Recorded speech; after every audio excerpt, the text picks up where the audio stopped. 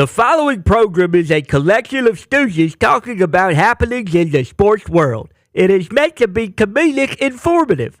The opinions expressed on this show do not necessarily reflect the beliefs of their peers, their boss, or ESPN. There may be some cuss words because that's how humans in the real world talk. If you are young, please seek permission before watching any further. Hey. What? Let's go! This show stinks, and the fact that you listen, we are very, very thankful for it. McAfee on the line with a gorgeous assist. The all-time leading tackler for the Green Bay Packers. You ping! Stutter! Damn it! Your friend tell a friend something nice could change their life.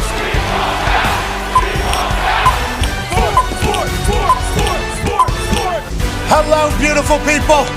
And welcome to our humble abode, the Thunderdome, on this glorious Overreaction Monday, August 26, 2024. This program starts now. Football is magical. Football for real started this past weekend, and there's a lot to talk about. We can't thank you enough for allowing us to do this for a living and for us getting to talk sports every single day, which has led us literally to the other side of the Atlantic Ocean for a fantastic time meeting up with a lot of friends. Before we dive into all of that, the Toxic Table is here at Boston Connor and at Ty Schmidt. Sweet new hat. We'll talk about it. One half of the hammer, Dahn. Cowboys 10 digs with a brand new Cowboy hat. What happened, pal? Well, watched Twisters on the way back, and you see Ty wearing that hat. And not this Ty, Tyler from Twisters.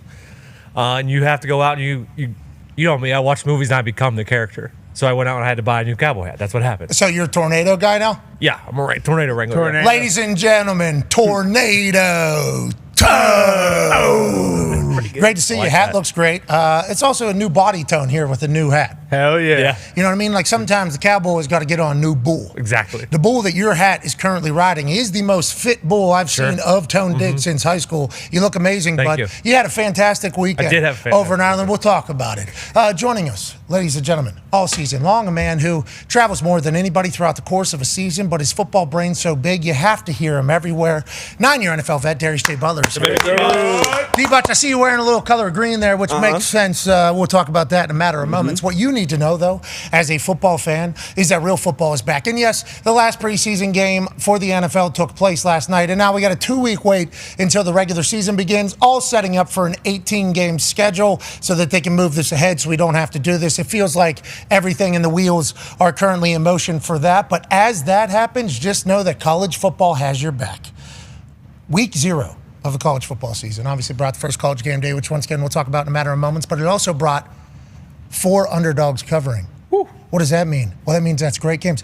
One massive upset that'll shake the entire landscape of college football for the rest of the season. 4 games, 3 of them were fantastic. Week 0 of college football was absolutely awesome. Shout out to the Miz. Let's go to SMU at Nevada. SMU, 28-point favorites heading in. Down 24-23 with 1:20 left. Down 24-13 going into the fourth quarter. Todd Long from Preston Stone.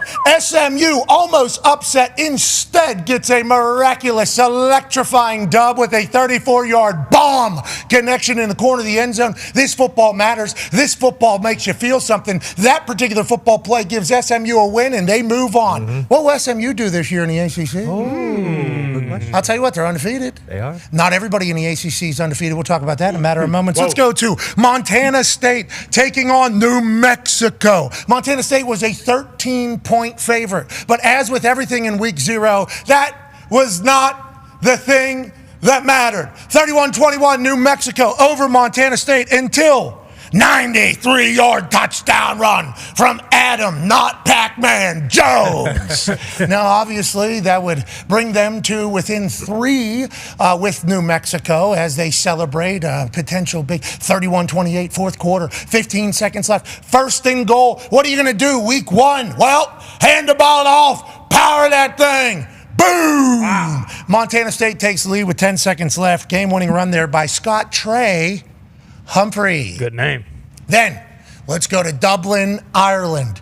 Georgia Tech 10-point underdog to Florida State. And it comes down to David Shanahan with the hold and Burr with the kick from 44. Knocks it through. Florida State completely defeated on the season after going undefeated last season. And Georgia Tech, a team that seemed to find their rhythm at the end of the year last year, coming into this particular game saying this isn't a surprise. This is exactly what we expected to happen. Massive win, massive upset, massive start to college football. And I don't know if you heard or not, but we were in Ireland this past week. Hell yeah.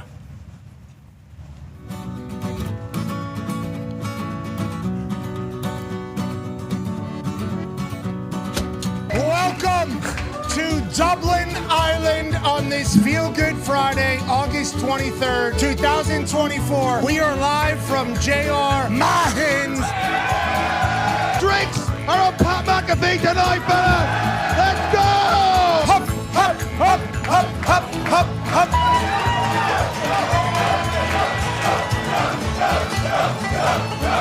The fact that anybody knows we exist in Ireland, we are so incredibly thankful. So to all of you, we say, Gotcha!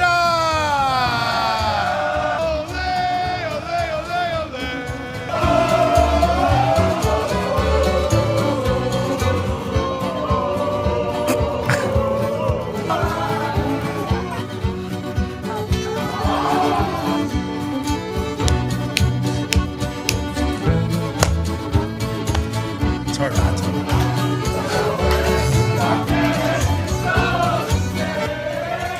Florida State. I just want Kirk to know I got 1,000 phone calls when we got in the playoffs. He didn't have anything to do with them not getting in the playoffs, and I didn't either. But we both got hammered. Some of us did get hammered in it last night. We have real football happening today for the first time in months. This is a beautiful time in a wonderful town. It's fight night, baby! Seamus is his name. We gotta go for Georgia Tech. I gotta go. I wouldn't be that back in the country if I didn't pick Georgia Tech. 44 yards away to do it. He got it! He got it! And the Yellow Jackets did it! Great work on that talk, and thank you, Ireland, Hell yeah. for being absolutely hospitable as hell. To Robert Mahin and his brother John, you guys were awesome. We can't thank you enough for reaching out to us with the idea, the concept, then making it all go, and then hosting us for most of the evening, then walking us around town, making sure we were good. Big shout out to Patty, the bartender on Friday, who had a hell of a performance. What a legend. To all the bartenders we encountered throughout the rest of Dublin. To the bouncers that maybe I was chest passing Gaelic balls to, that did not know who I was and did not care. Thank you for not beating my ass, taking care of us. And also to the entire city, everybody we encountered, thank you for taking us dumb Yankees in and basically just, I mean, it's because Seamus. Thank you, Seamus. Seamus, Ireland's favorite son. Seamus is an absolute legend. But, like, the way we were kind of, that was a dream. Yeah. That was a bucket list trip to Dublin. And I did see on the internet that there were some people that did not enjoy the show as, we were hammering some drinks and, maybe repeating some conversations and everything else that was maybe happening. Perhaps. I mean, we did throw to a 6-minute package at one point because maybe we had to run to a bathroom on the other side of about 100 lads who had been having a good time. You know, there were some people that really thought that, everything we did was terrible for television and for all that stuff. And to them, I understand why you feel that way. But there's a lot of people who like that show, too. That might have been the most pub experience I think that a lot of people have maybe ever had in their entire life.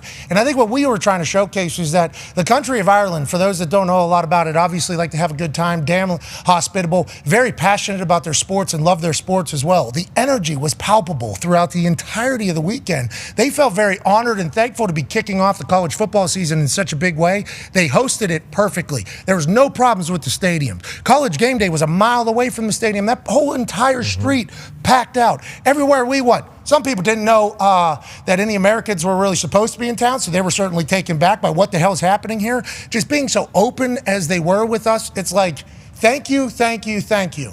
And they say, when in Rome, do as the Romans do. How the fuck was I supposed to sit in that pub for 3 hours on a Friday at 5 p.m. local, and just without a PA system, so they could not hear what we were saying. With the lads sending drinks and getting drinks, I'm supposed to turn that down? If you are a person that feels like what we did was wrong, I fear that we're never going to be able to agree on much. No. Because in my head, as beers were getting sent up to me, I actually thought to myself, if I end up chugging 10 Guinnesses during this show, people have to be fucking absolute legend.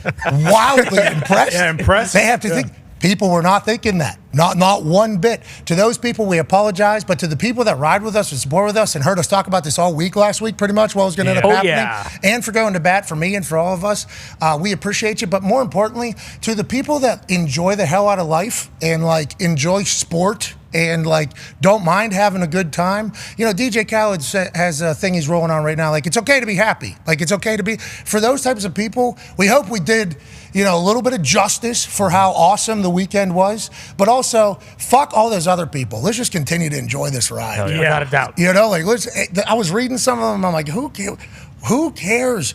We were so lucky and so thankful.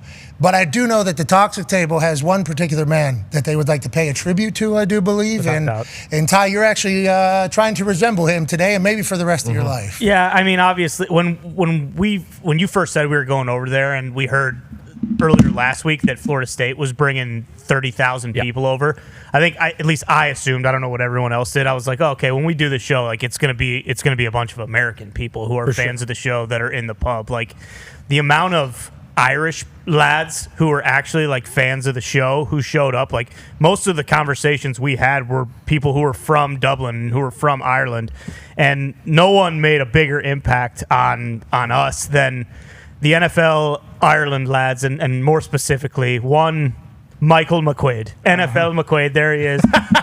Legend. Love you, McQuaid. Love you, McQuaid. Everywhere we looked, boom, it was McQuaid. There's McQuaid. Just McQuaid waiting for us. Hey, you lads got any questions? You need me to answer any questions for you? You need me to get you into this bar? I'm almost certain that McQuaid, he has like a series of tunnels underneath Dublin that he owns and operates, because we would see McQuaid at a bar. We would leave. We'd walk 15 minutes to a different bar, and then boom, McQuaid pouring pints behind the bar. Just already there, already knew what we wanted to drink. I mean, he already prepped them. Like, hey, there's gonna be there could be couple shirtless people walking in here. Exactly. Okay, there's gonna be a couple. Normally, everything in you says kick them out of here. Don't worry about it. Right. That McQuaid in the Mahans. Oh my god. Oh my god. True legends.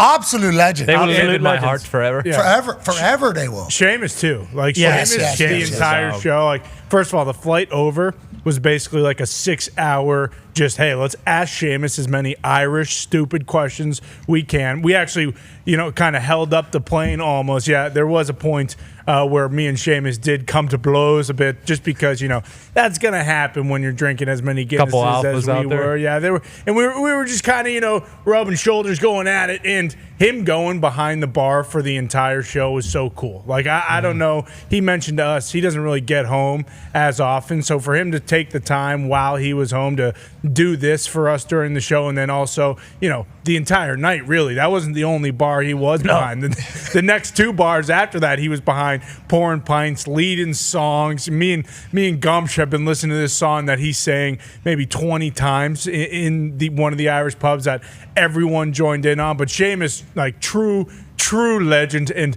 talk about a banger after banger. It really was banger after banger after banger over in Dublin. I mean, that was legitimately the greatest time of my life. I'll remember that forever. And yeah, we chugged more than a few pints of Guinness that day. And for the people that didn't like that show, come on. Come on. Like, you try to say no to a baby Guinness. Yeah, what are you going to do? Baby. What are you supposed to do? What are you? The saying is literally when in Rome. Yeah. There has never been a more when in Ireland. Our football was being celebrated. That's right. Yes. Okay, so all American football fans that are in the area, Ireland, Northern Ireland, down there in County Cork, where I guess I'm from County Antrim, actually. Oh, okay. I thought I was from County Cork. That is not. Thank God. I'm from Thank God you're not. Well, that's what Seamus would say, and certainly have some conversations about that. But we just cannot say enough thank yous to Ireland. Game day came pretty quick that next day, though, I will say. Yeah, snuck up on That you. may have been your finest hour. You were pro? Thank you. Pro's pro. I was impressed. I appreciate that. So it all goes, and a lot of people I saw saying I got IVs or something like that. When would that happen? No. I don't know when the time. Well, where. McQuaid would have been able. He may have snuck in your hotel room. McQuaid might have gave me some IVs. Honestly, I'm not 100% sure. And Rob Mahan might have as well, but. Yeah, there was no time to get the IVs, but there certainly was like a expectation though of like, all right, can't be out hooting with the Owls if you can't soar with the Eagles in the morning. That's right. You know, shout out to Coach Stu, may he rest in peace. But it really was like as the night was going on, game day was a prevalent. Yes. Patty, one more. Patty, you want another? Yeah, I guess. Yep. All right, here's Slanja. And then the song would be sung. And then bang, we're off and running. And then it's just like, am I supposed to stop this? How many more times am I going to be in Ireland ever? Who knows? Life? Well, I guess 364 days probably. I mean, if that becomes an annual thing, I do believe I would die much younger than expected, even though I don't know how I made it past 30. I had a conversation with Coach Saban the next day. He goes, how are you doing, man? Like, I think he had like 3 when I was on, bro. And I'm like, Yeah. Multiply it by about 100. Yeah, Exactly.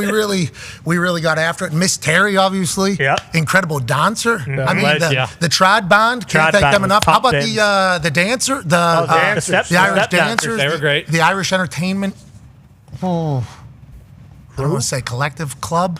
Oh, you did say it on the show. Something like that. Everybody was so nice. Everybody was so nice. The tech people, Big Rob, I believe, Big Al was in there. And Dahi was in. I mean, the amount of folks that were. Big Paul was my driver. He was in there. There was a guy, Florida State guy in the lobby that tried to fight me. Shout to him, too. Yeah. One tried fighting me, too. It's basically everybody but Ken, who told us that if we brought pizzas onto the plane, that the entire airport might explode. Ken has high anxiety. Ken worked at the airport. We were an hour and a half late to the plane not because of traffic and getting to airport, not because of anything else. And the lad that was, I believe, put in place to oversee our travels to make sure we got in smooth and out smooth. He might have had 2 heart attacks just on that particular day. And I would like to let Ken know we appreciate how diligent he was. Of course. And we made it home. Yes, we did. So good work, Ken. Absolutely. We can't forget Marge either. She was an absolute treasure. She sold us all the flat caps, and she called Gumpy a dipshite, which was... Gave me a kiss. It was truly wonderful. I missed the dipshite because I was at a meeting. Very bummed out about that, but the caps were... You did get your flat cap. Amazing. I did get the flap cap. It made it home. Sure. Yeah, absolutely. For sure it Brought did. mine. How about that? That Gaelic ball Oh, man. getting taken. I mean, it should have, actually. I was chest passing people just walking. Yeah, it was great. I'm walking down the street just, hey, look alive. You know, and then I'm trying to juggle it. I can barely stand up. Good pass. True treasure. I assume late there. They got a little loose. I assume. We had so much fun. Thank you, Ireland. And they should be able to host more. Yes. I think Ireland should come back live. McQuaid. We will, McQuaid. Your wishes are command. We will, McQuaid. I think Ireland in Dublin should be able to host more. And I think I may have read some stuff on the internet about Dublin before going there, about how things are and what's taking place. That was not our experience at all. No. Everybody was cool. Everything was set up. And one last thank you, Ireland. Love you, Ireland. Okay, preseason is over. And last night we got a chance to see Drake May do a little something. The Washington Commanders did not have Daniels play for, whatever reason that they feel that way. 3rd preseason game, not a lot of people playing. New England Patriots were different, though. They had Jacoby start the game, then they had Drake May play. Both of them were able to showcase some stuff, even though Jacoby's taken off after 1 series. Feels like Drake May is going to be the starter up there, which has led to a lot of conversation around should he not? Dan Orlovsky is begging them, please don't do that. Let this guy kind of develop even more and even more. Boston Connor, how do you feel on the entire subject as a Patriots fan? Yeah, I mean, the conversation yesterday was all around how bad the offensive line was. Now, their leader, David Andrews, wasn't playing, and that's where a lot of the pressure was coming for most of the snaps that Drake May was dropping back to pass. But personally, if this is a true QB competition, it really, without question, is Drake May. He has played better than Jacoby from jump. Now, I know you don't want to start a guy who's a rookie that, is only 21, that needs time to develop, but at the same time, he's going to have to be tossed in there during, whether it's the first 8 weeks or the last 9 weeks, he's going to be playing football. So if this is a competition, Drake May has won it. He's been more impressive. He's great in the pocket. I mean, he threw a completion with one shoe on yesterday. Show me another rookie QB doing that around town. I don't think there was one. But honestly, I personally think that you got to wheel him out there. The offensive line is going to be a problem all year long. It's not going to change between now and then. Look at this. I mean, a guy dropping back to pass. Mayo said they're going to be hunting, though, right? How about that? Yeah, he said being third on the waivers, there's a chance, the starting guard today isn't the starting guard tomorrow. Now, I don't know if you can just pick up some superstar lineman at that position in waivers, but maybe they're looking to wheel and deal as far as trades go. You never know what could happen there. Trent Williams still holding out, so hey, who knows? Maybe Trent Williams is getting traded to the New England Patriots, but no. Yeah, hey, hasn't been settled yet. You never know. Haven't seen him. No, and we've been in contact with them with Ayuk. Let's just, mix and match and do Trent Williams instead. But no, I think you have to start Drake May. It stinks that the plan was Jacoby. Of course, he can be the guy in the bridge quarterback, but May has just been completely better. But you've been there. It does feel like, right, even with this brutal shot Jacoby took and that he might be hurt, that you got to roll with the guy who's impressed the most. Yeah, I mean, just so much we aren't privy to. We haven't seen in like practices and obviously meeting and how much he understands. It's the conversation that we have about a lot of these quarterbacks, especially rookie quarterbacks. You don't want to throw them out there and then 4 or 6 weeks into the season, you got to pull them, go to another guy. What does that do to their confidence? Is he getting the shit beat out of him behind this offensive line? All those different questions. I like what they did, how they addressed the skill positions on the outside. They are young guys, so they got to learn how to play. So maybe you want to vet under center to kind of bring them along until Drake is ready. I wouldn't go as far as Dan O, who's like, I'm begging, please don't do it. Don't put the guy out there. He did a lot, didn't he? I was really Dan O. It's a lot. It's a lot because Caleb's going to start.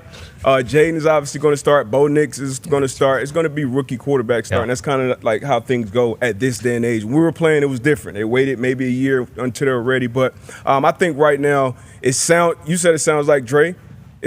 Drake, it kind of still sounds like Jacoby to me until otherwise, and I think that's a smart thing to do until Drake is completely ready. Joining us now, ladies and gentlemen, is a man who might have a little bit more insider information because there's a whole bunch of, did he play better? Did he win the competition? Does that matter? Because does it matter? Do you still just want to be able to give him 8 to 9 weeks to watch how a quarterback operates in the NFL? Not just on the field, meeting rooms, training room, cafeteria. When are we taking the offensive line out? Is that on Thursday nights or is that Friday nights? How do you do that whole thing? That is very, very, I don't want to say like the most important part because obviously play on field is, but knowing how to be a pro, especially at that position when you're being asked to be the face of a program is a huge, huge part of it. And I've always said this, I wish Andrew Luck could have watched Peyton Manning for 1 year, just the way he moved, talked, who he talked. Andrew would inevitably have his own iteration of that around year 4, year 5. But I think that could have started, boom, like immediately, like, hey, I know you're 21, 22 years old.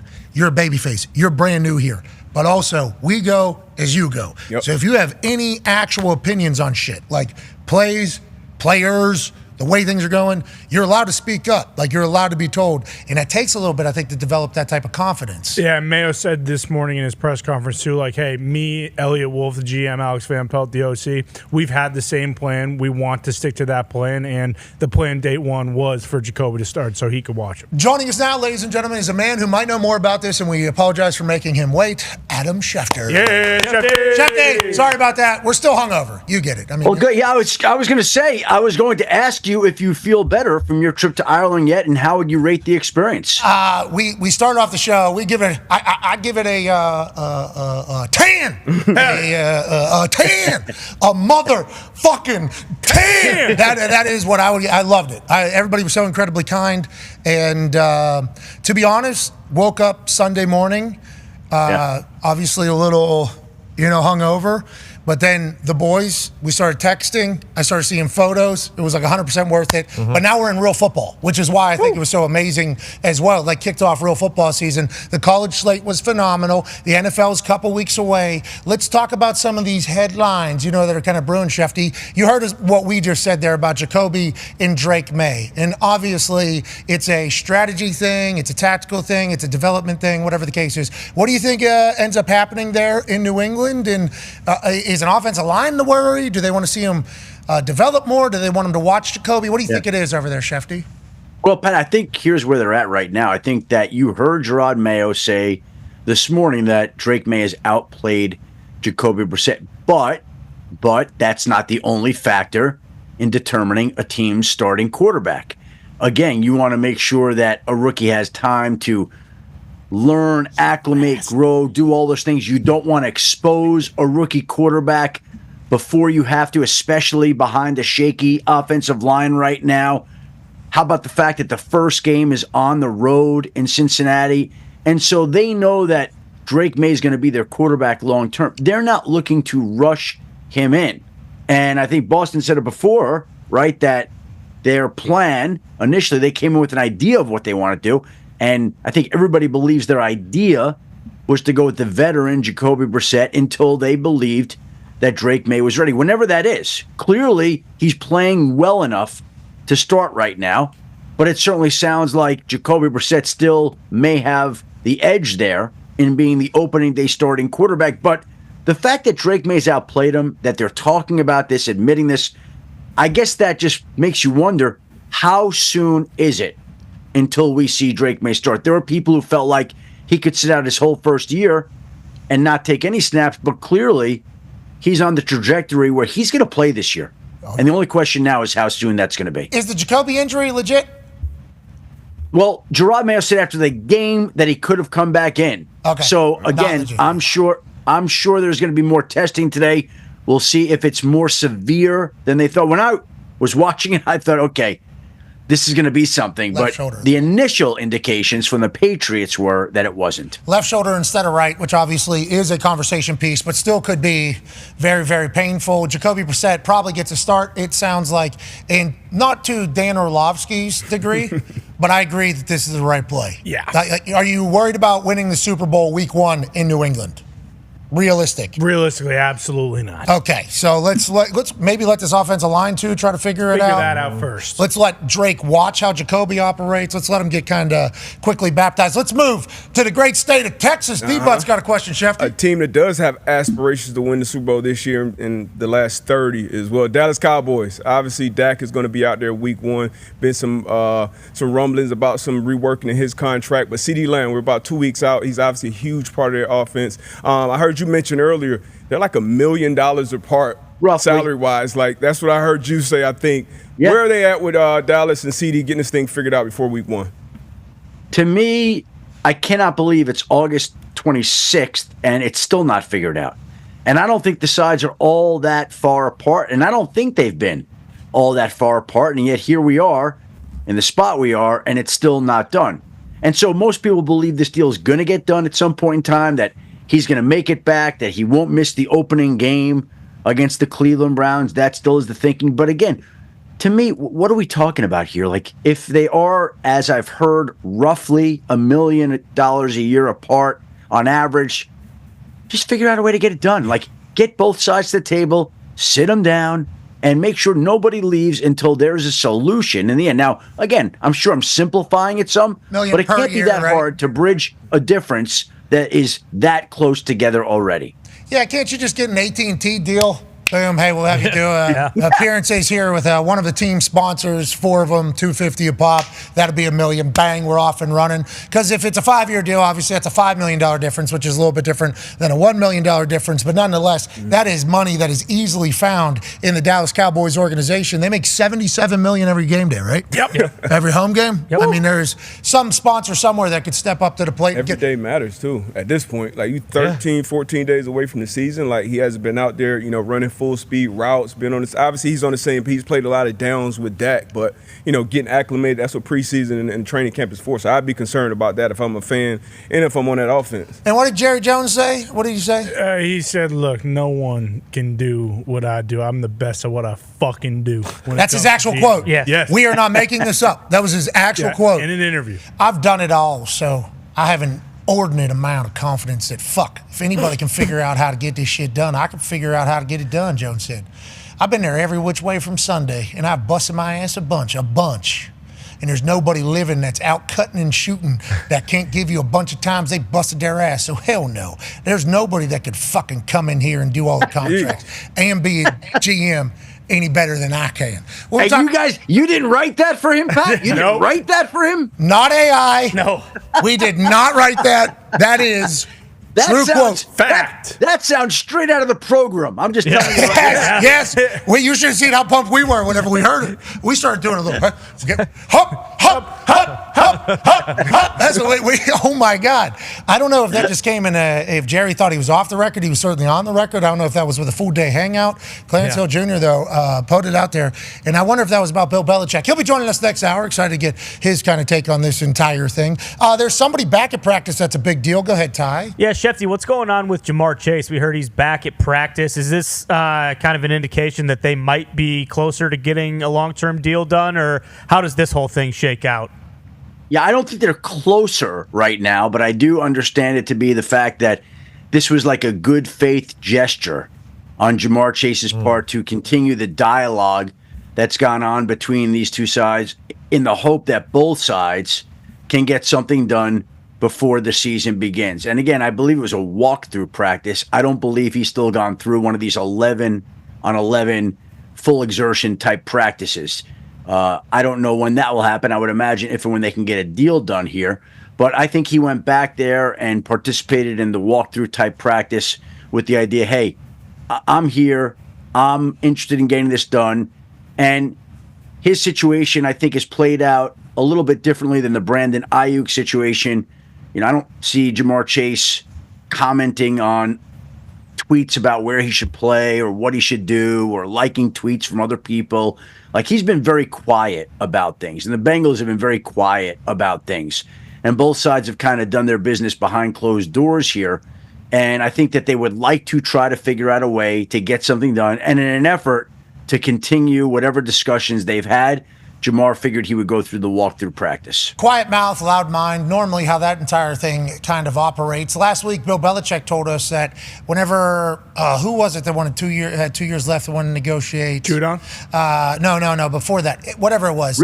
Richard Seymour? Maybe, whatever the case was. He said when there was 2 years left on a contract and somebody wanted a new contract, he said that he wasn't going to be negotiating with you unless you're at practice. Like, if you're not practicing, we're not going to be negotiating because that's 2 years left on your deal. We'll start a 15-man parade into my office if that's how this entire thing goes and if people start handling. So maybe there's a similar situation going on. Maybe Ja'Marr, like, all right, I'll come back. Let's do this. Maybe we do a little bit better business. Or maybe Ja'Marr has just come to the point of realizing that the Brown family, this is since the 1600s with the way the Bengals kind of operate in this entire thing. Do you think either one of those is potentially Well, I think to Bill's point, I think what he's saying, there's absolutely an element of truth to it. The only thing I'd say is I think there are certain guys in different categories. Not everybody on that roster is as talented and as important as Ja'Marr Chase. Agreed. So there's his leverage. So if there's a linebacker or safety or an offensive lineman with 2 years left, how many of them were the 5th overall pick in the draft? I think he was the 5th overall pick. How many of them have put up the numbers that Ja'Marr Chase have? How many of them are as great as Ja'Marr Chase is? So it's a little different with him, but Cincinnati obviously is very disciplined in its negotiating tactics, and we'll see if the two sides can figure out a way to get something done here that would help both. Discipline, very solid way to describe that. on their end. On the other side, it's cheap. Yeah, cheapskates. Yeah, but that's not real anymore. No. Because they do business now. Right. They sell it. They're going to pay, they pay Joe. Like there is, feels like we're in a new era of the Bengals. And hopefully this is just business by Jamar saying, all right, you got it. I'll come back. We'll continue to talk and then make it work because he is electrifying. You talk about Ayuk being a different situation. Well, the Ayuk situation leads to a massive situation that's happening at the left tackle. Go ahead, Tone. Yeah, Schefter, I think you shared the sentiment over the past month where about Trent Williams, him not being in practice, whatever, it's training camp. He's an old vet. He's been there, he's done that, whatever. Training camp's over. The last preseason game is over. Is there any concern now that all that's over about getting Trent Williams into camp, and what's the current situation with his deal and holdout? I think there is some concern. I think their offensive line didn't play particularly well the other night, and I don't think that they've made a lot of progress so far. I don't think that Trent Williams is closer to coming in today. I also think that we're entering a week now where the 49ers play 2 weeks from tonight against Aaron Rodgers and the Jets. 2 weeks from tonight, which is amazing to think about. And I just think that this is the week where I'm expecting every one of these situations to have some type of ramped up activity. Now, I don't know that all of them will get solved. I'd love to see every one of them get solved and kind of have everybody move ahead to the season. But how would the 49ers not make renewed efforts this week to try to figure out and resolve the Brandon Ayuk and Trent Williams situations? How would the Bengals not figure out ways to do Chase and the Cowboys and Lamb and the Jets and Hassan Reddick? Like every single one of these situations, we're at a pretty critical juncture here for team and player. And it's time, as teams are adjusting their rosters, to crack down on all these situations and figure out if everybody can solve it, to move past it and to get the guy back in so everybody can begin getting ready for opening day together. I don't know if you heard, Connor earlier said he'd be a great Patriot. Yeah, I mean, he'd look great in, this helmet right here. I think he should consider. Not the only fan base that would say maybe they could trade him. Yeah, maybe you trade him Trent Williams and Brandon Ayuk in a big package deal. Wow. Right? No, it's okay. We'll just take Trent Williams and we'll give him all the money that he wants. I don't think Schefter was saying just the Patriots. I think he was saying, is there a team out there, that wouldn't mind just kind of restarting? Maybe a team that has a brand new owner. Connor has a question for you, Schefter. Yeah, yes. Schefter, Josh Harris gave an interesting little 2-minute answer about the state of the Commanders being the Washington Commanders, and he basically said, shit, I used to be a fan here. I know how much we used to love that name, but we can't go back to that name. And he also mentioned how first things first, we got to win some games. Is there a chance that the Commanders team name gets changed? And more so, when will it get changed? And is it kind of bad juju to win games with the Commanders name and then change the name? Don't you think you should probably just do that sooner rather than later? Well, I think that they've recognized that the most important thing that they could do is win, because it does feel like there's just a different vibe surrounding that organization. And obviously over the weekend they make the announcement that they're going to take down the statue that was built, that figurine statue of Sean Taylor, and put up a proper statue of him, which is a great thing. And so I think they're addressing all these things little by little. Like, you can't just do everything all at once. And I don't think they're at the name yet. I think eventually everybody thinks that they'll get there. I don't know whether that's a year, 2 years, 3 years, or what. But at some point in time, I would imagine that they're going to sit down and say, okay, is this the name that we want to keep? And I don't know. I don't know if there's a lot of support out there to keep the name Commanders. I haven't heard that very much. So I would think that'll be open to debate and decision in the coming months or years. What if they just change it every year? That'd be cool. That would be sweet. Just every year. You know what?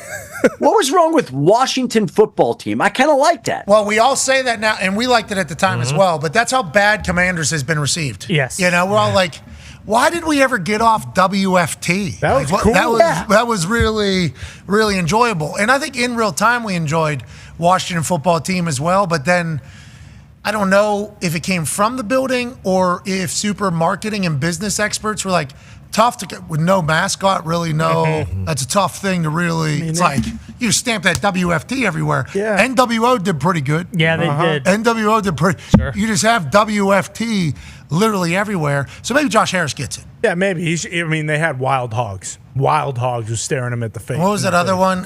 Compton was pushing hard. Red Wolves or whatever. Yeah. Oh, Yeah. Yeah. That would have been sick. Hey, I'm the anything? only one who likes Commanders. I mean, Commanders The isn't song, bad. Wale's song. Yeah, Wale's. There's Wale's song. He liked it. That's Black not jerseys. Wale. Black jerseys was sweet. That was Oh Goody, and they liked it, and they made a banger for it. Put your left hand up. Who are we? The Commanders. It was sweet. That was pretty cool. Bump it, bum bum. Whoa. We are Commanders. Bum, bum, bum, bum, bum. Where's that from? They still do that. Hey, anything we should ask you about here? What's some big news that's coming down the pipeline? You know, we had a little bit of a blurry weekend in Dublin. Sure. Anything that we kind of maybe missed out there in its entirety? Well, you heard about the Chargers getting stuck in the elevator for 2 hours, right? That was on the pretty morning good. news this morning. Kaylee Hartung did that on the Today Show. She talked about it. And then Harbaugh's quote about it all is unbelievable. Here it is. It was a shared experience. I think 11 or 12 of our players were there for about 2 hours, and that's a shared experience. I mean, brought them closer together. I just missed it, being on that elevator. So it's like, I wish I could have been there with those guys, But Justin Herbert was, and the remarkable things that came out of it was, to a guy, Tarheeb, young rookie player, is like, wow, Justin Herbert's a leader. He was a rock. Kept everybody calm, and Jerry Fouts told me the same thing. Pulled me aside after they got out, and just how great Justin was. Justin Herbert, his hair was a little wet, but his shirt was completely dry. That's another thing that blew me. Guy didn't even sweat. He was in an elevator with 12 people. Other guys taking their shirts off. Dude, he didn't even sweat. Well, he did sweat up here. He didn't show it to the others. Yeah, he didn't want people to know in the back there. Yep. Just kind of behind. Listen, if you need strength, I got you. We're here. We're going to have a good time. In another part of the interview, he said Justin Herbert was the last one off. That's right. Justin Herbert was the last one off the elevator. And it's like, if you're Justin Herbert, you have to be so pumped that guy's your head coach. But also, since we're in the NFL, and Tone mentioned it right there, how about Jim Harbaugh being back in our world going, man, I just missed getting stuck in an elevator for a few hours with 12 people. And wanted to. Disappointed.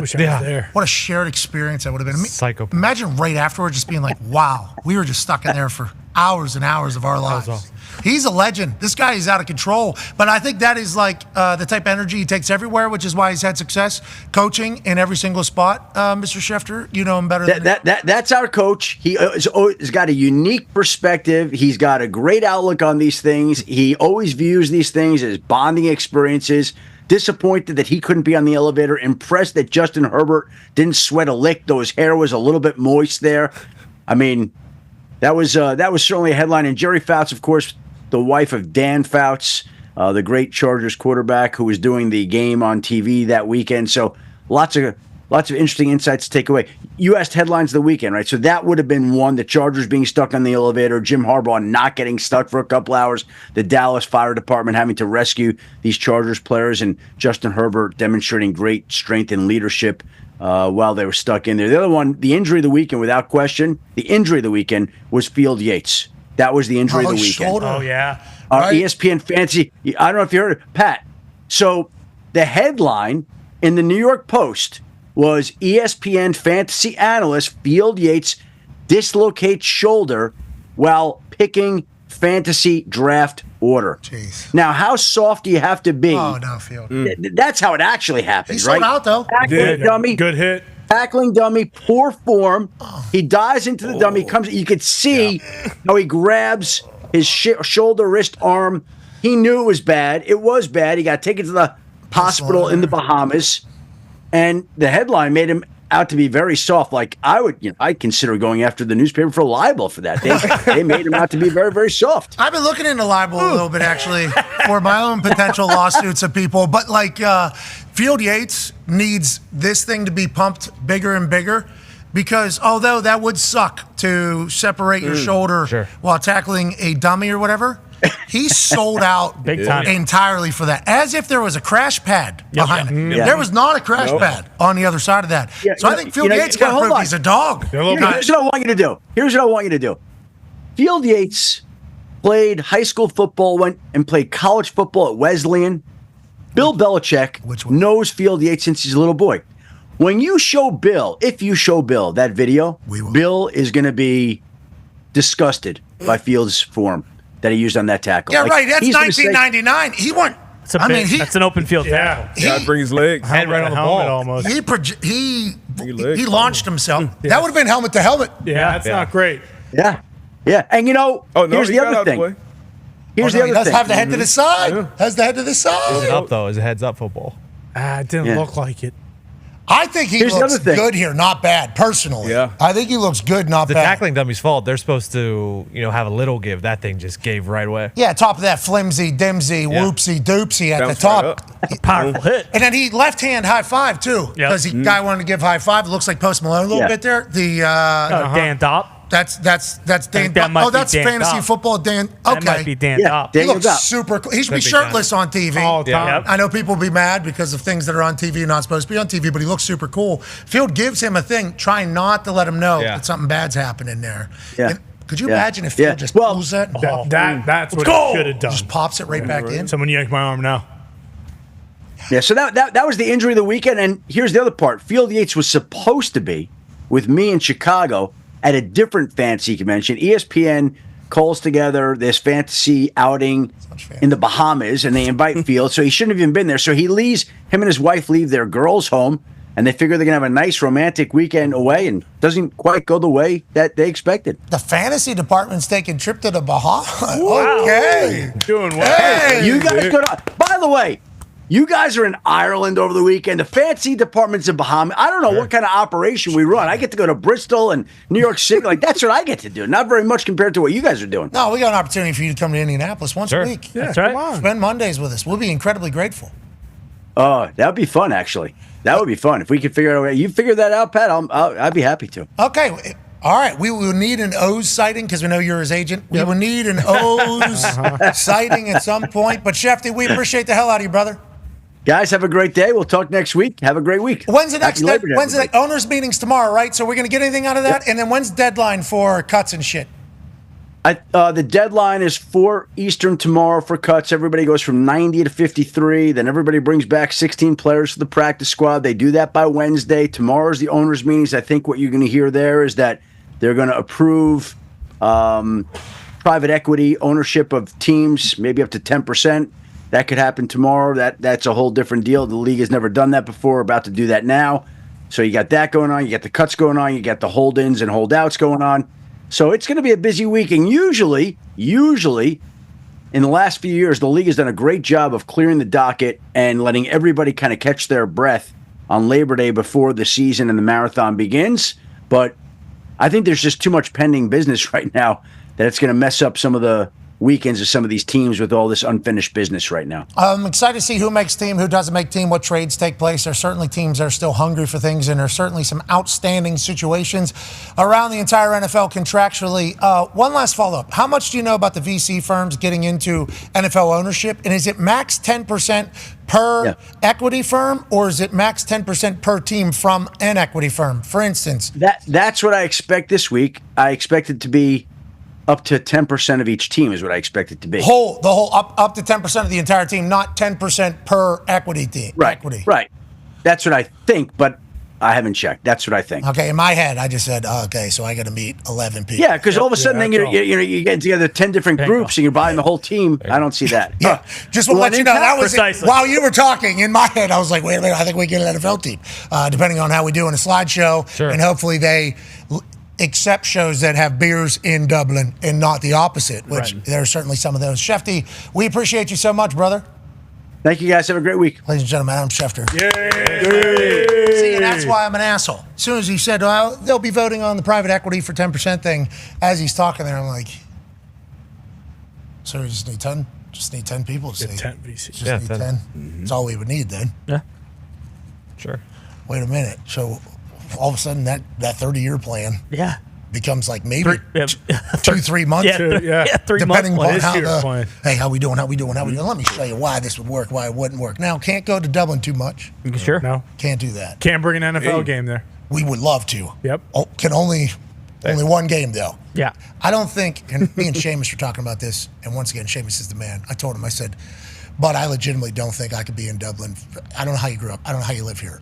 It is a city that I should probably remove myself. And he goes, Patty, you didn't even get to see we didn't go see like the beauty. The countryside? You know what I mean? Like we need to go do some of those shots that College Game Day was putting up, the tourism island people put together. Incredible. Oh my God. And then it was like very nice the day College Game Day was happening, like 70 degrees or whatever. When it's rainy and overcast, it's like nobody acts differently. It's just like, this is what the day is. Just like you just keep it moving. Like this, people are like, well, it's going to rain or it's going to ruin. It's like, nah, it's just like, you just live your life. That is what you do. And it just happens to be raining a little bit. It's a little chillier. We do need to go back and like see it. Yes, I for think sure. we need to go see it a little bit. It did feel like football season over there, though. Yes. And then we landed in Buffalo, and it was like 95 degrees. And now today, this whole week, it's going to be like in the 90s. So it's like going back to the summer when we were just in the middle of fall and football season. Hey, that kind of stinks. I do apologize to dudes in Buffalo. You guys were great. Great guys. Good guys. Great guys. Immigration guys. Yeah. Had Gumpy there for a second. Oh, boy, did we. Yeah, we thought Gumpy was done for. Fans of the show. Guys were fans of the show. So they knew the show. So when Gumpy comes. Yeah, but the one did start, screwing on that silencer on his pistol. No, okay. Yep. All right. No. Pointed under the desk. It was a funny Gumpy, moment. ready to see Outback. It was a funny moment, though. Like, they pull Gumpy. We're in line, like, kind of going through. We know, the dudes know the program. And also, literally has all of our names, so they could just Google. They know exactly who's coming whenever, all the time. And Kyle Cathcart's on that thing, and they see it. So Gumpy comes up, and they go, you got any of that extra paperwork? We're going to need to see. Oh, no. Yeah, Gumpy. You could see Gumpy. And Gumpy's in line behind me as we're going in there. I could sense sense of anxiety. Again, Paul. But instead, it was just, hey, lad, good. Welcome back home. We're happy you made it through there, obviously, what you're supposed to with all your stuff. Hell yeah. But also, I'm happy they gave you a welcome home, bub, because guess what? Although we felt home in Ireland, when you get back to America and get it, Very nice. what was that thing they gave me that wasn't water? What do we know? Oh, the red ale? Yeah. What was The it? red ale. Red ale. It's like the light version of the Guinnesses that we were being served. Those people are awesome over there, man. Yeah. How about the outlets, though? Yeah, that's All the power. that's a backbreaker. The power, they have different outlets. Yeah. We had the converters, Had the though. converters? It Okay. wasn't that big of a My deal. hotel room had the USB and the USB-C, so I didn't have to use it. Wow. Having to put your card in to Yes. get your everything to work in the hotel, I lost That my was an mind. issue. I lost my card Yeah. 3 times. Yeah, I'd get all the way down to the lobby, and it'd be like, my card is in my wall. Yeah. So Turn the lights on. So I can turn on the light. Okay, yeah. As soon as you Walk get in. in, you got to do. And you know how some places are like, would you like to help us conserve energy by putting your key in here? And I'm No. like, okay. Yeah. Actually, no. Okay. We got in at towels 5 a.m. and every they were 5 hours. explaining that to Connor because he was the first one to check in. And while Connor was checking in, everyone was just chirping him. And so we didn't hear those instructions. So we all went to our rooms at Pitch 5 a.m. black Pitch rooms. black. Yep. And then there was just text flying in like, I think there's no power in this country. So, how about the air conditioner turns off Yep, we every did. single morning? Yep. Did you? And every time you pull Yeah. your card out. Oh, yeah. And it was like nice days. I assume you don't normally need it, but it's like their style of living is very different than ours. Gritty. But boy, thanks to the lads over there. A lot of comments on how clean Dublin was, like the So- streets. It was clean. Yeah, it was, So it was clean. great. Yeah. Legitimately, and we don't know. No homeless. You know, it was a either. big event. Yeah. It was a big event. But it was, man, go to Ireland. Seriously. We have to go back. We have to go back, gentlemen. Did not expect They love that. NFL football. They love football over there. So many comments about Now, it. granted, a smaller country, right? Mm-hmm.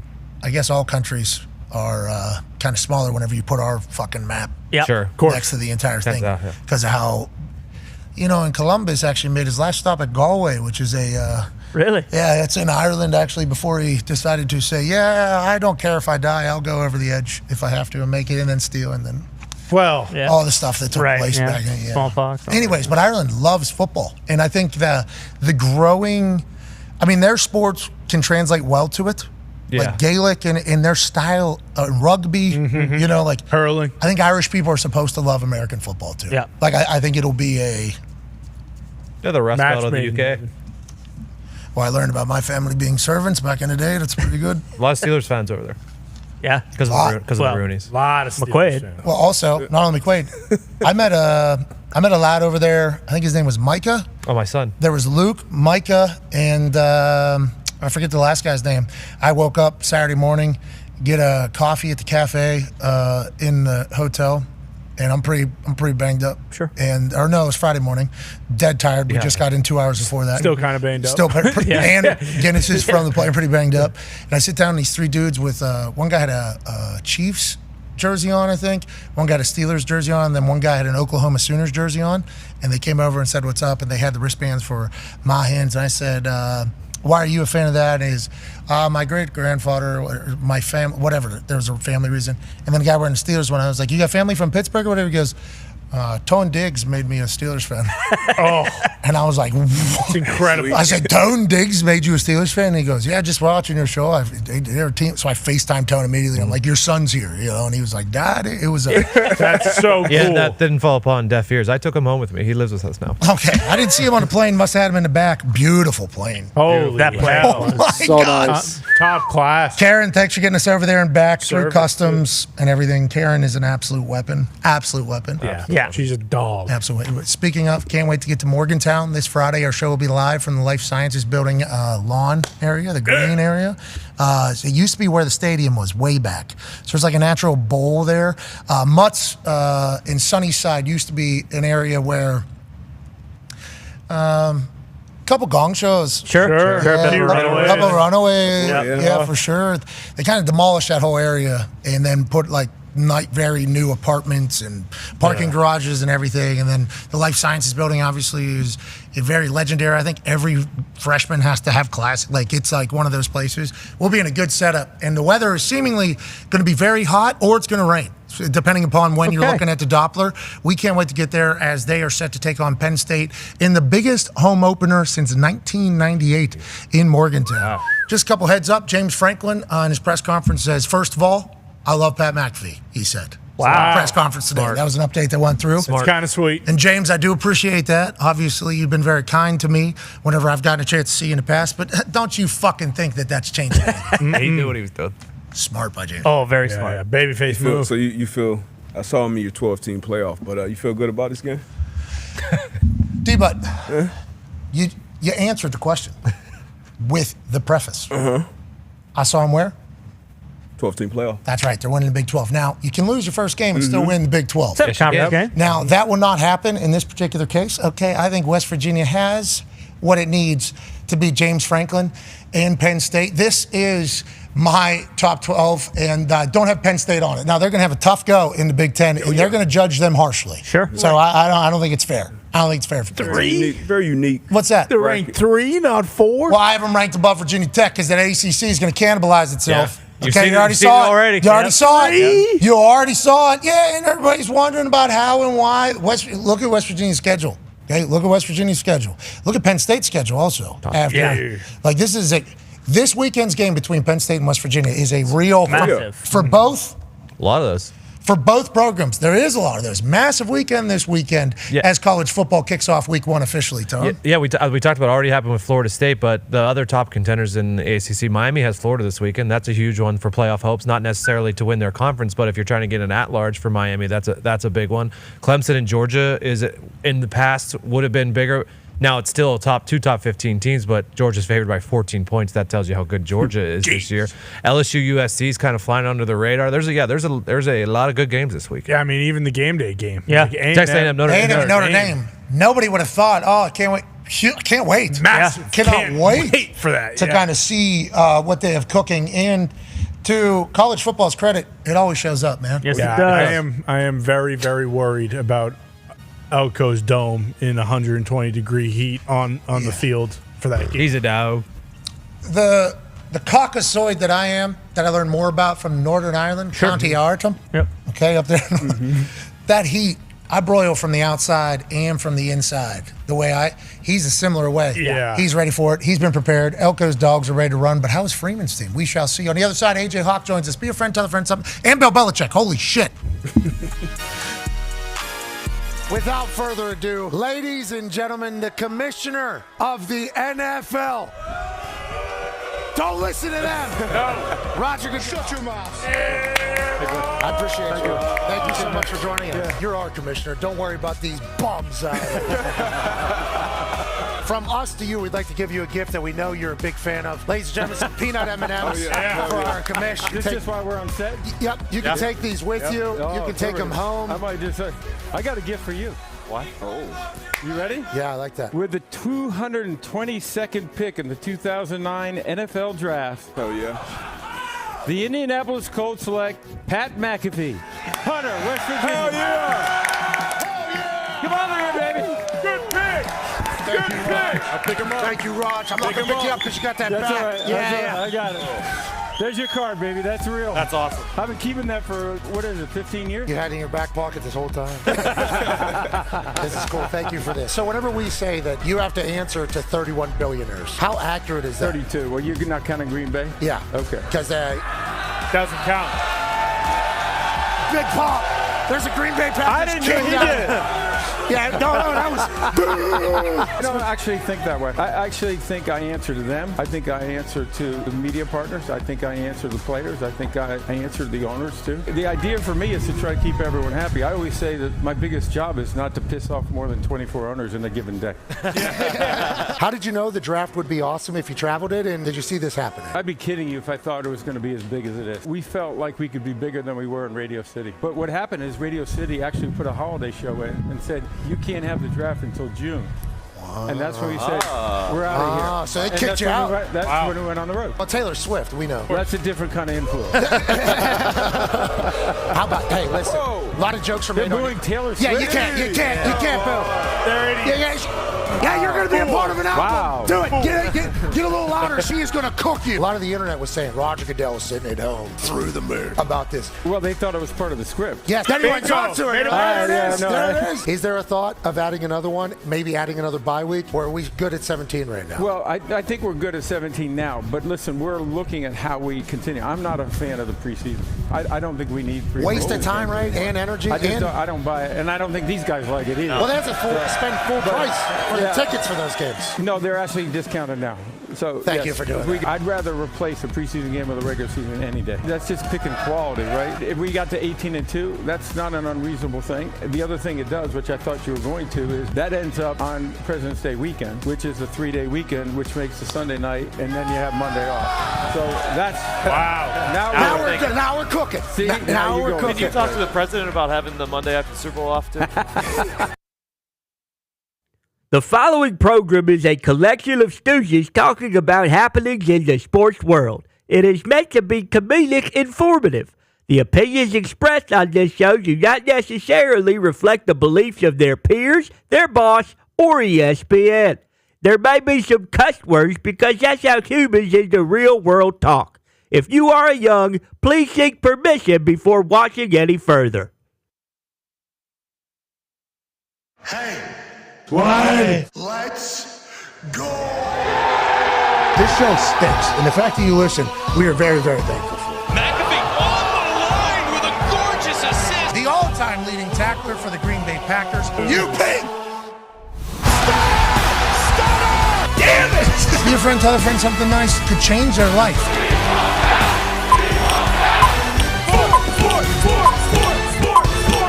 Hello, beautiful people.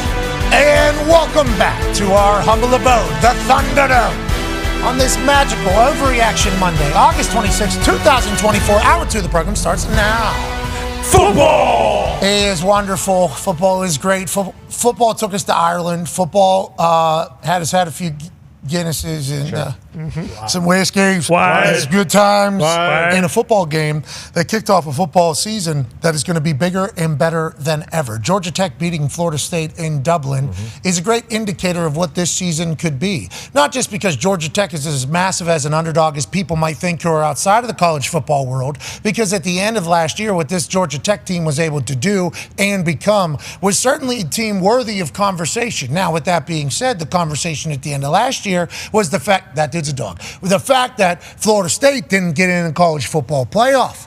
This is a year of vengeance. Revenge is in store for everybody. ACC is Florida State's. ACC is going to have a national champion. The ACC is going to have a kicker that hits a 59-yarder in Ireland. Fitzgerald, a fantastic kick. But instead, week 0, actually, before it even gets started, Georgia Tech knocks off Florida State in what will be considered a massive upset, but we'll see how the rest of the year goes with this Georgia Tech team. We don't know how big of an upset this is after from David Shanahan's hold out of County Kerry, Ireland, going back home and getting a big dub and a perfect hold on that entire thing. We don't know what Georgia Tech's going to be. So to act like this is a massive upset is certainly cool in the moment. But 10 weeks from now, we might be talking about Georgia Tech being the team that's representing the ACC in the college football playoff. We might be talking about Florida State not being that great. Maybe Florida State's not as great as they were last year, which is why it is a bummer. And we all feel that way if we're associated with Florida State, player for Florida State, or coach for Florida State. We would be pissed about what happened last year, but nonetheless, this college football season is going to be bananas, and week 0 kicked it off perfectly. The Hawks table is here. At Boston Connor and at Ty Schmidt. Ireland, great place to kick off a season of anything. Yeah, fantastic. I genuinely, I said this before, but they need to do an NFL game over there. I think it's the perfect setting for it, and to be honest, I mean, it's one of the greatest countries on planet Earth. I think we can all agree with that. I believe Mr. Rooney was like an Irish diplomat, and I believe there was a Rooney actually in Dublin, one half of the Hammer Dahn. Cowboys. Tone Diggs, massive Steeler fan. A Rooney was there, right? Yes, Dan Rooney, who is, I believe, son of Dan Rooney, who was the ambassador to Ireland. Ambassador. Yeah, he was the ambassador to Ireland while he was the owner of the Steelers. So yeah, there's a lot of Steelers fans over there. I'm hoping that the Steelers can play there one day, and then I would definitely go to that. Yeah, definitely be worth the trip. And Yinzer's in that town. Oh man, I don't know. I don't know if that'll blend well. I really don't. Great. There was one of me walking around. I don't know. Oh, buddy. What a question that is. I'm excited for us to have that debate. Yeah. Too many different NFL jerseys walking around, aside from Steelers jerseys, that I know Yinzers would take offense. 9-year NFL vet Darius J. Butler is here. D-Butch, but I think this week 0 proved to us that, like, literally college football wide open. With the transfer portal, you have no idea what a team could be. They could be brand new from last year. Or the teams that have a lot in common, a lot of things that have returned, maybe they're going to go on and win it. So many questions to be answered. Week 0 set us on a good path, though. Oh, yeah, and it's so much anxiety for teams, coaches, players, fans, because you don't really know, especially in college, you don't have any preseason games. You can't even, get that operation until you get out there in week 0. So when you get out there, you don't know how it's really going to look. And like you said, we don't know if this is a big upset. Maybe Georgia Tech goes on and wins the ACC, and they're great this year. Maybe Florida State is kind of middle of the pack team, but we shall see. It was exciting. Week 0 and it's great what college football does with the week 0. Because then it gets us really ready for week 1. Oh, yeah. Should be called week 1, but I definitely. Maybe it's called kickoff week as opposed to week 0, but then how's it go on the record? I'm not 100% sure. Because anytime you have 0 next to anything, that indicates like it's nothing. Doesn't count. Yeah. I mean, in some apps, I was trying to go back in one specific sport app to see what the scores were, and it wasn't even there. Yeah, so it has started to gain some, what's the word? Not lore. Maybe traction. Lore. Yeah, heat. it's just people Good heat. people being like, week 0 is. But there has to be a way you could term that. Kickoff week is definitely the one, because it's the only football that you've had since the Super Bowl. It should be like football's back. Like that should be called. That's what the week should be called, because it was real football with real things on the line and had really, really good games. Yeah. Place 3 out of the 4. Now joining us is a man who was also in Ireland, had a blast, I think. Mm-hmm. He was there doing it. He did. Oh, yeah. He was going. He's doing it. I think he also got a new gift. Ladies and gentlemen, college football national champion, Super Bowl champion, Ryder Cup winner, former president of Ohio, A.J. Hawk. Yeah. Hawker, how you doing, pal? Doing great. I did receive a great gift from, what did you say? Ireland's own. McQuaid? Seamus. Yeah, no. Well, it's good to see McQuaid getting the flowers he deserves. Spun poetic about McQuaid for 25 minutes. Yeah, Seamus was incredible. Boy, if he got a gift from McQuaid and you didn't, though, I wouldn't want your heart to break. Nah, yeah, he got a gift from Seamus. I believe McQuaid was the gift. Oh, okay. That would make sense. That would make a lot of sense. His 11th kid. From Ireland. And also there was a Jason, I believe, or Jamie. I am literally, as I went to the bathroom there, I was like starting to just like the amount of, the amount of, oh, fuck you. A lot of that. There was so thank you to everybody in Ireland for being on.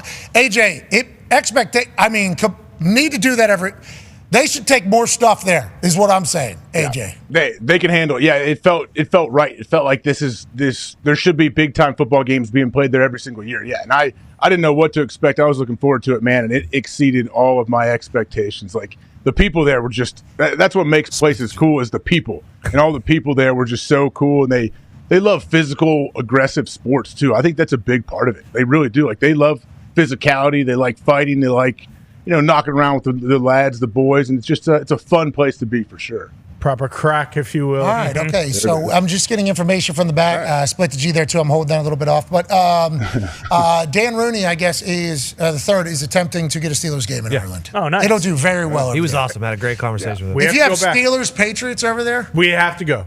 And especially next year when they do it again for college football. Because we talked to Seamus on a plane ride over there about a lot of things, Ireland, as he was pouring these Guinnesses into these pints. Held the plane up 30 minutes. Yep. Running down the runway with all this stuff. Stopped at a proper Irish pub here in Indianapolis called The Snug. And owners of The Snug need to know that Seamus, he stopped at other pubs. He did. And you were the only one. That's a proper pub there. He got a dozen Guinness glasses from this pub. Wouldn't charge him, wouldn't let him pay. And then he walked in with just an obnoxious amount of cans of Guinness. So many cans of Guinness. The people on the plane were like, we got a bunch of these bottles and the extra stout. That's shite. That's shite. He hates the bottles. Refused to finish the extra stout. Yeah. Did this 40 times. I don't know. Don't even know. That particular cloth right there was not that color by the end of the entire. No. Because there's just Guinness flying everywhere. Seamus. Hey, Seamus, we love you, man. Love you, Seamus. We love you, Seamus. We love Ireland. We also love football. And football, every once in a while, will create some storylines that are just amazing. Jerry Jones, I don't know if you know this, in a Clarence Hill Jr. article, Clarence Hill Jr., if we could please do a quick rundown, has been covering the Cowboys since 1997. Okay, been there, done that. No, not a quick math with this, but 27 years or so, almost 3 decades, depending upon how many people are talking about. He reported, this is not us making this up. This is actual reporting of Jerry Jones talking about being a general manager. I've done it all, okay? So I have an inordinate amount of confidence that, if anybody can figure out how to get this shit done, I can figure out how to get it done, John said. I've been there every which way from Sunday. And have I busted my ass a bunch? A bunch. And there's nobody living that out cutting and out shooting that can give you a bunch of times they busted their ass. So hell no.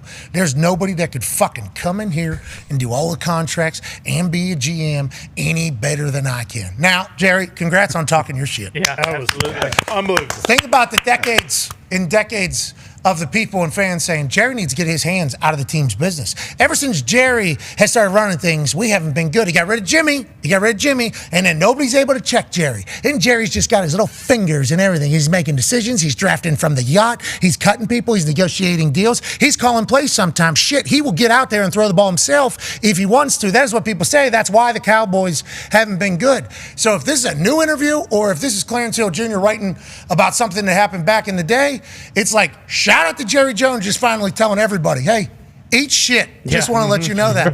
AJ, how do you feel about it? And what do you think Jerry Jones is thinking about everything he's got going on with his current Cowboys team, where there's a CeeDee, Dak, allegedly there's conversations and they're close. CeeDee within $1 million, Dak maybe just going to play out a year. Then you got Mike McCarthy on the final year of his contract. There's a lot going on. After hearing that from Jerry and knowing that's how he's thinking, what are your thoughts on the Cowboys situation? This honestly made me feel better about the Cowboys in their season, thinking, hey, if you're a Cowboys fan, you should love this because Jerry is pissed, I think, at the narrative like outside the building and you can't figure this out. You got to get these guys in camp. All of this situation. What's Dak going to do? Is he going to be gone after this year? I think Jerry feels really good about the team. Honestly, I think that's why he's doing this. Now I don't know when that interview took place. It's great to hear him wide open like that. But yeah, I think Jerry is very, very confident in his team, and he's probably pissed that other people aren't, I guess, outside of the building.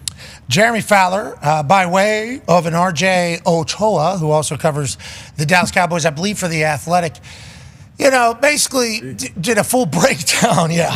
This is it's a long one. This is a very long one, but it's basically talking about the money difference between them and how everything is looking to play out. And it feels like the CeeDee Lamb deal potentially close, Dak deal depending upon whether or not Dak wants to maybe hit free agency. There's just so much going on being speculated about. But I think where we've landed on this particular Monday is CeeDee's going to get a deal done, and Dak's potentially going to let it ride into free agency, because if he does that, after seeing what Kirk Cousins did last offseason, that money would be through the roof, D-Buck. Yeah, Dak should reset the market. I don't see a situation where he does a renegotiation unless it's a long-term reset the market type of deal. Obviously, I don't understand the CD stuff, especially with Schefter saying it's $1 million apart a year, and obviously $1 million is a lot of money. But I mean, Jerry's, you've been there, you've been doing it, you've won Super Bowls, but it's been a long time since you really reached the expectations of the team. Now, a lot of these teams, their issues, they don't have the talent, or they don't have the coaches, or they don't have the support or whatever from the ownership group. Cowboys have kind of had all of that. I know Greeny laid out how cheap they've been, but they've had rosters good enough to win 12, 11 games damn near every year, it seems. So up until this point, they've been disappointed. So I want to see something change. It's great to see, Jerry, confident in his team or confident in himself and what he can do with the team. And he's an owner, so he should feel that way. But you got to get these guys out there. You got to get them situated, especially being less than 2 weeks from the real thing, real bullets firing. I hope we all just start talking like that, too. Yeah, I hope that just becomes like that's a goal. Yeah, that is like hey, let's be humans here, real life. How does Jerry Jones probably talk if we had to guess? Right, like that. Is that the first time he's ever said that, the F word, do you think? That's the first time I've ever seen him say fuck, 5 times in like a 2-minute response. Yeah, he doesn't do that in his regular life. No, definitely not. Very buttoned up, I mean, by the book. We saw on Hard Knocks, he said something about McDonald's and the Whataburger people weren't happy because they're, and I thought he was going to, listen, your burgers ain't fucking shit compared to a McDouble, okay? No. I eat McDonald's every fucking morning. No, didn't he did say that, but then didn't the next episode he came out and he was nothing like, better than Whataburger. Legit.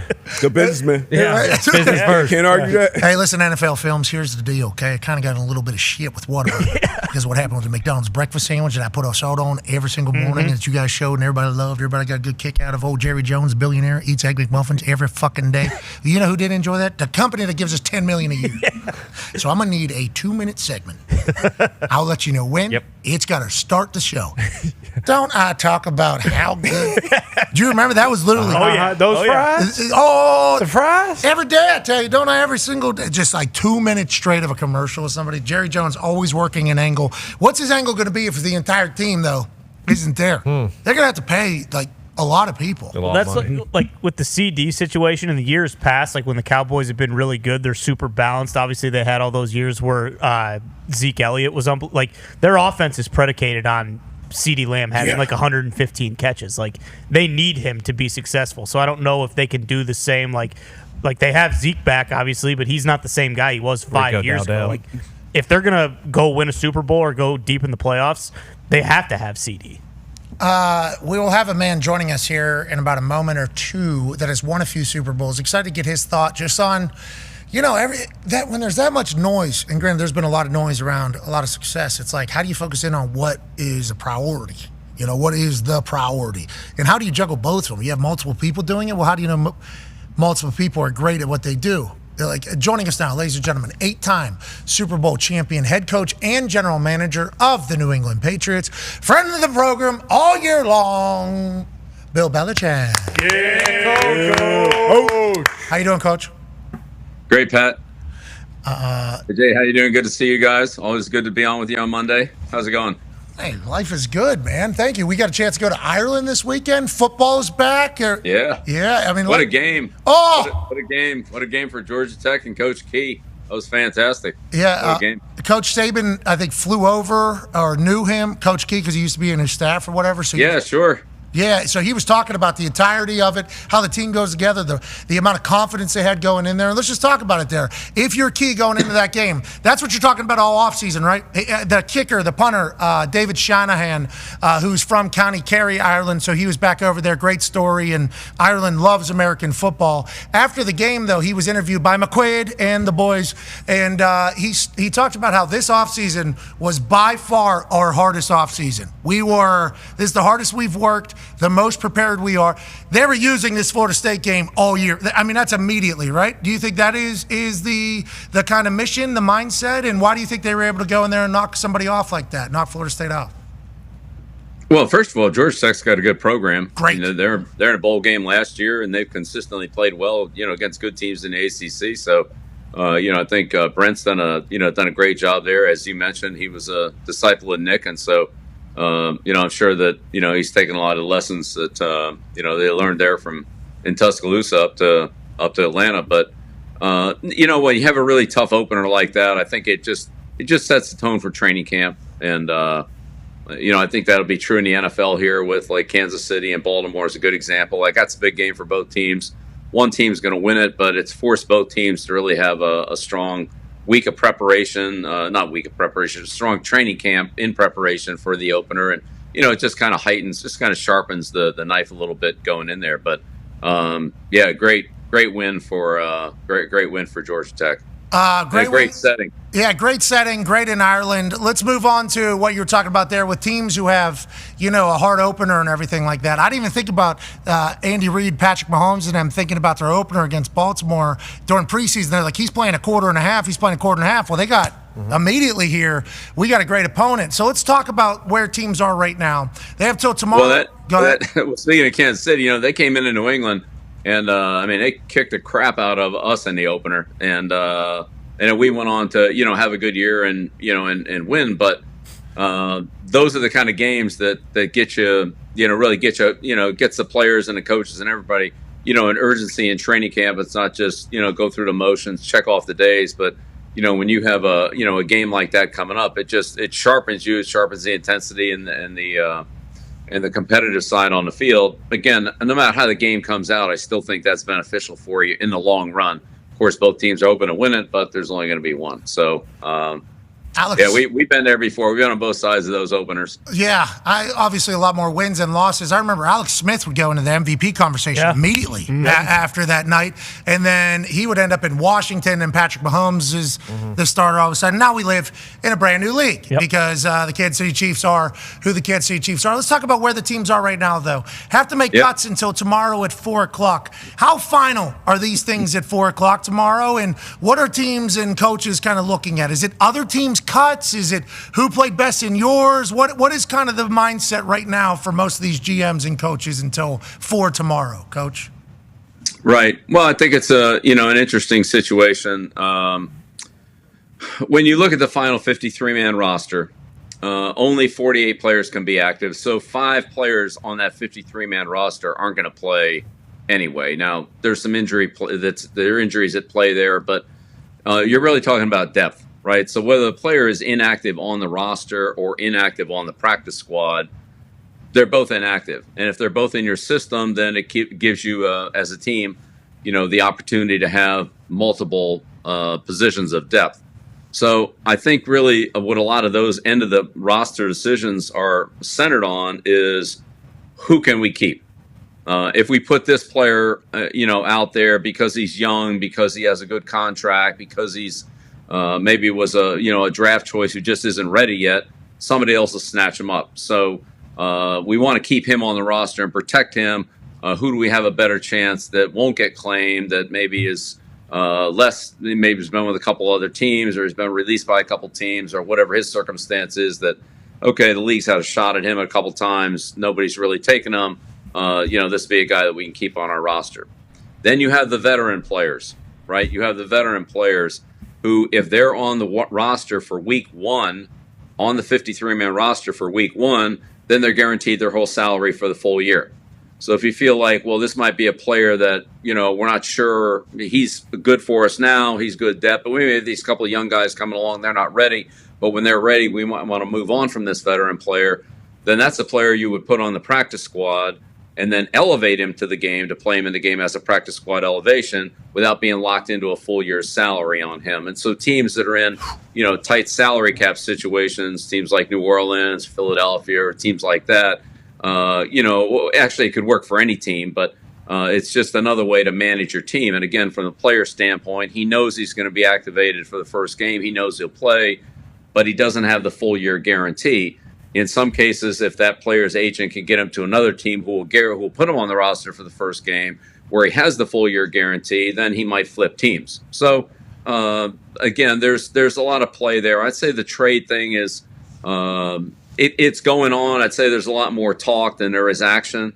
But I thought it was a really interesting trade that Philadelphia and Washington had. I mean, to me, it was another great trade by Howard Roseman. I mean, I don't know how he keeps getting number 1 picks for Carson Wentz and gets Dotson for basically a 4th from the team in his division. But it's a great trade. Howie, the Eagles don't have much money on their salary cap, but they get a rookie contract. They get a good player. I get it that he's not a starter, but he'll be their third receiver.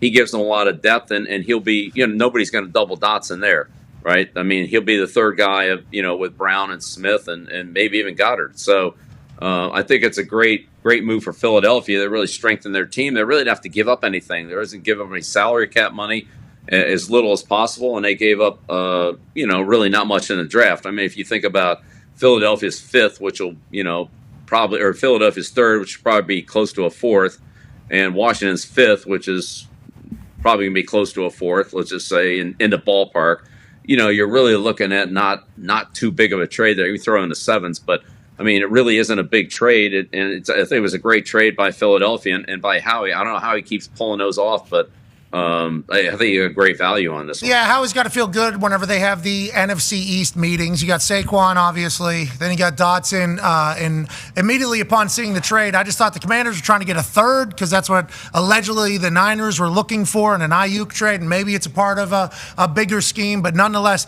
Eagles look like the real deal. Whenever you start breaking down that 5th-year option, not 5th-year option, the guarantee, that's after vested players, right? 4 or 5. And are you, when you're talking to them about their situation, they understand it, they get it, this is just a part of the business? And how many times is that person signed immediately afterwards? And there's a lot of questions, but it's I think it all kind of ties together. When veterans were allowed to start being put on the practice squad, how often did you, because that wasn't always the case, right? It wasn't always. That was a COVID rule, essentially a COVID rule. But that became like a weapon for you guys, right? Like legit. Oh, yeah. Yeah, that was a whole thing. So I think it ties together, but it was a lot of questions there. But the veterans going on the practice squad became a tool, right? So then you don't have to do the guarantee, then you can go the opposite way? Yes, and in the end, I think it actually protected the veterans. It gave more veterans practice squad spots. It gave more veterans elevations versus them sitting out on the street. If you have a veteran practicing with your team, it's a lot easier for you to put them up there for a game, bring them up for a game or two, than it is to sign them off the street, bring them in, teach them the playbook and all that. And so I think really it was a good rule for both sides. It was good for the players and it was good for the teams. And they just they put more veteran players on the practice squad than there were before, which is what you got into. You got into all these young players on the practice squad that weren't ready. Maybe they had more developmental prospect, but they weren't as ready to play. And so if you needed a guy, you go out and get somebody, but he's not in your system. So I think this just, makes it a smoother transition all the way around. What were the first couple of questions, Pat? Nah, you answered it all. You answered it all. But like, I think that, the Ayuk situation was interesting too. Here's a guy that, again, I don't know all the specifics of it. So I'm really, I'm looking at it from the outside here, but, didn't want to go to New England, didn't want to go to Pittsburgh. In the end, is the little more money, however much the extra money is that worth going to a team that, isn't, maybe has the same opportunity to win as maybe what San Francisco does. And so I think that's kind of the, and whether CeeDee Lamb's going through the same thing down there or not, I don't know. Like Dallas is a pretty good situation, got a great quarterback, got a good team, got a lot going for you. Does he want as much money as possible? Yeah, of course. But is it really worth it to go out of town to wherever and not be playing in the environment and the opportunity he has there in Dallas? So, I mean, AJ, you've been there before. That's a player, a decision you have to make as a player. Like, how much is it? You want to try to get as much as you can from the team you want to be with. If you're already on that team, then, how much is it really worth by the time you move, pay your 50% tax or your millionaire's tax in New England? You got that one too. What's really the differential?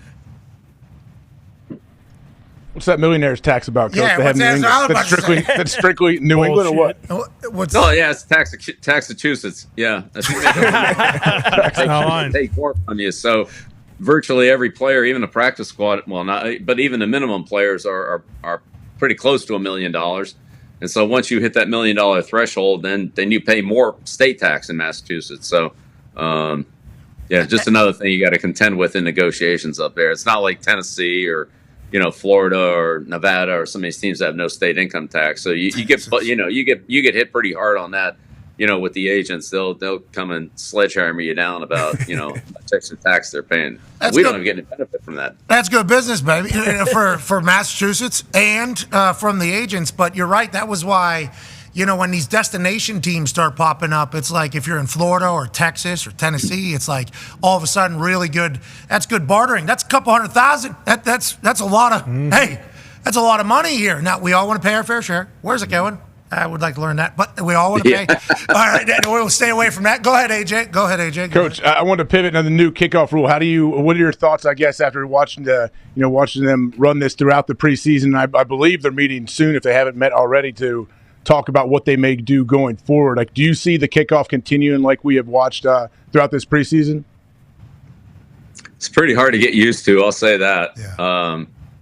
Look, my thing, AJ, first of all, would be just move the ball back. I mean, this is like golf. The 400-yard par fours are no longer 400-yard par fours. They're 500-yard par fours. So if they can hit it further, just move the ball back and kick off from the 20 or 25 or put it wherever you want to put it. But if you want kickoff returns, then just move the ball back. I think what we saw in preseason was most teams kicking the ball so it would be returned so they could evaluate their coverage. And sometimes they might have had some kind of a situation with their opponent where, you do the same thing for us. So, we get a chance to return the ball. Right. And that's, that's what it is. I think once you get into the regular season, if a team's got a good returner, Bill, it's just going to be touchbacks. That's all it's going to be. That's all it's going to be.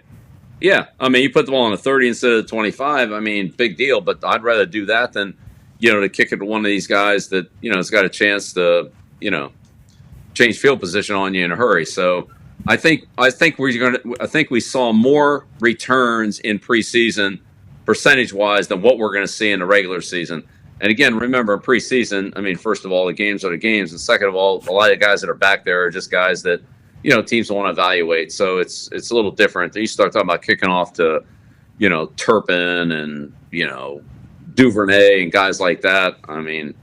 I'd kick it out of the end zone. Could you imagine putting Tyreek back there, Coach? Could you imagine ever thinking in your head kicking the ball inbounds if Tyreek Hill's standing back there? It's like, no way. No chance at all. And every team has one of those guys. Back in the day, it used to be like there was 3 good returners. You know more than me. I don't want to talk out of pocket, but I'm just talking, from what I've been told. 3 good returners around the league, 4 good returners maybe.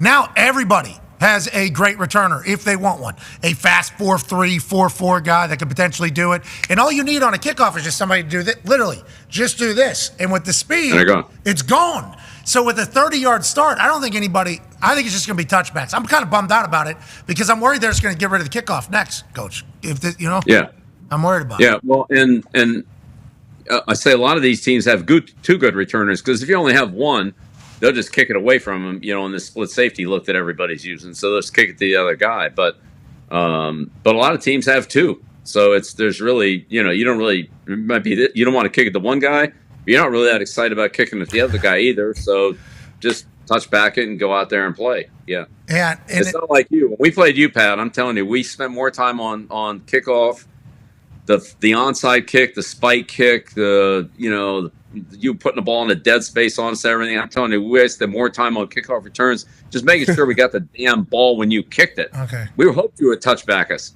And we didn't have to worry about all the other places you could put it. So yeah. And then Edelman was running by me, and I think another guy was running by me as well on a couple of punt returns. Yeah. So hey, if it means anything, I thought about your fucking ass too all week, in this entire thing. You guys are always the standard, Coach, honestly, in special teams. So whenever we hear you start talking about it, I get excited and I feel like I'm learning stuff. But hopefully the NFL folks have heard all of us in the special teams world just be like, because it was originally pitched to move to the 35-yard line after a touchback.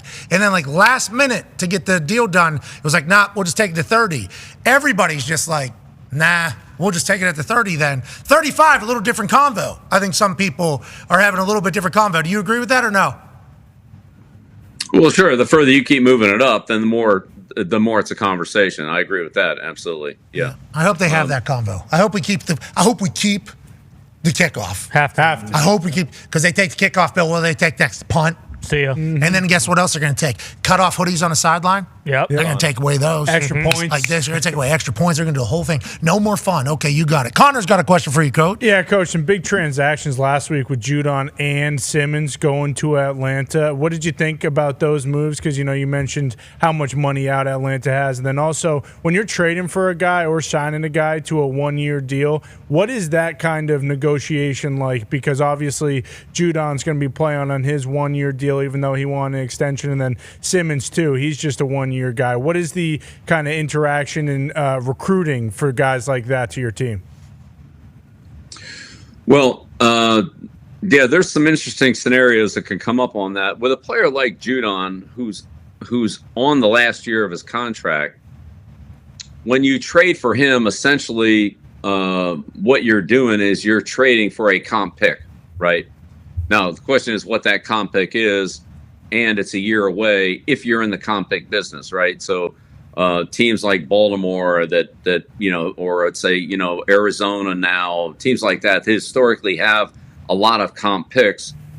If you get the guy in the last year of his contract, then he ends up signing somewhere else the next year, like Calais Campbell did this year, then Baltimore gets a comp pick for that, right? So the trade-off on the trade it's not even, but there's a little time lag there, but it's not that bad.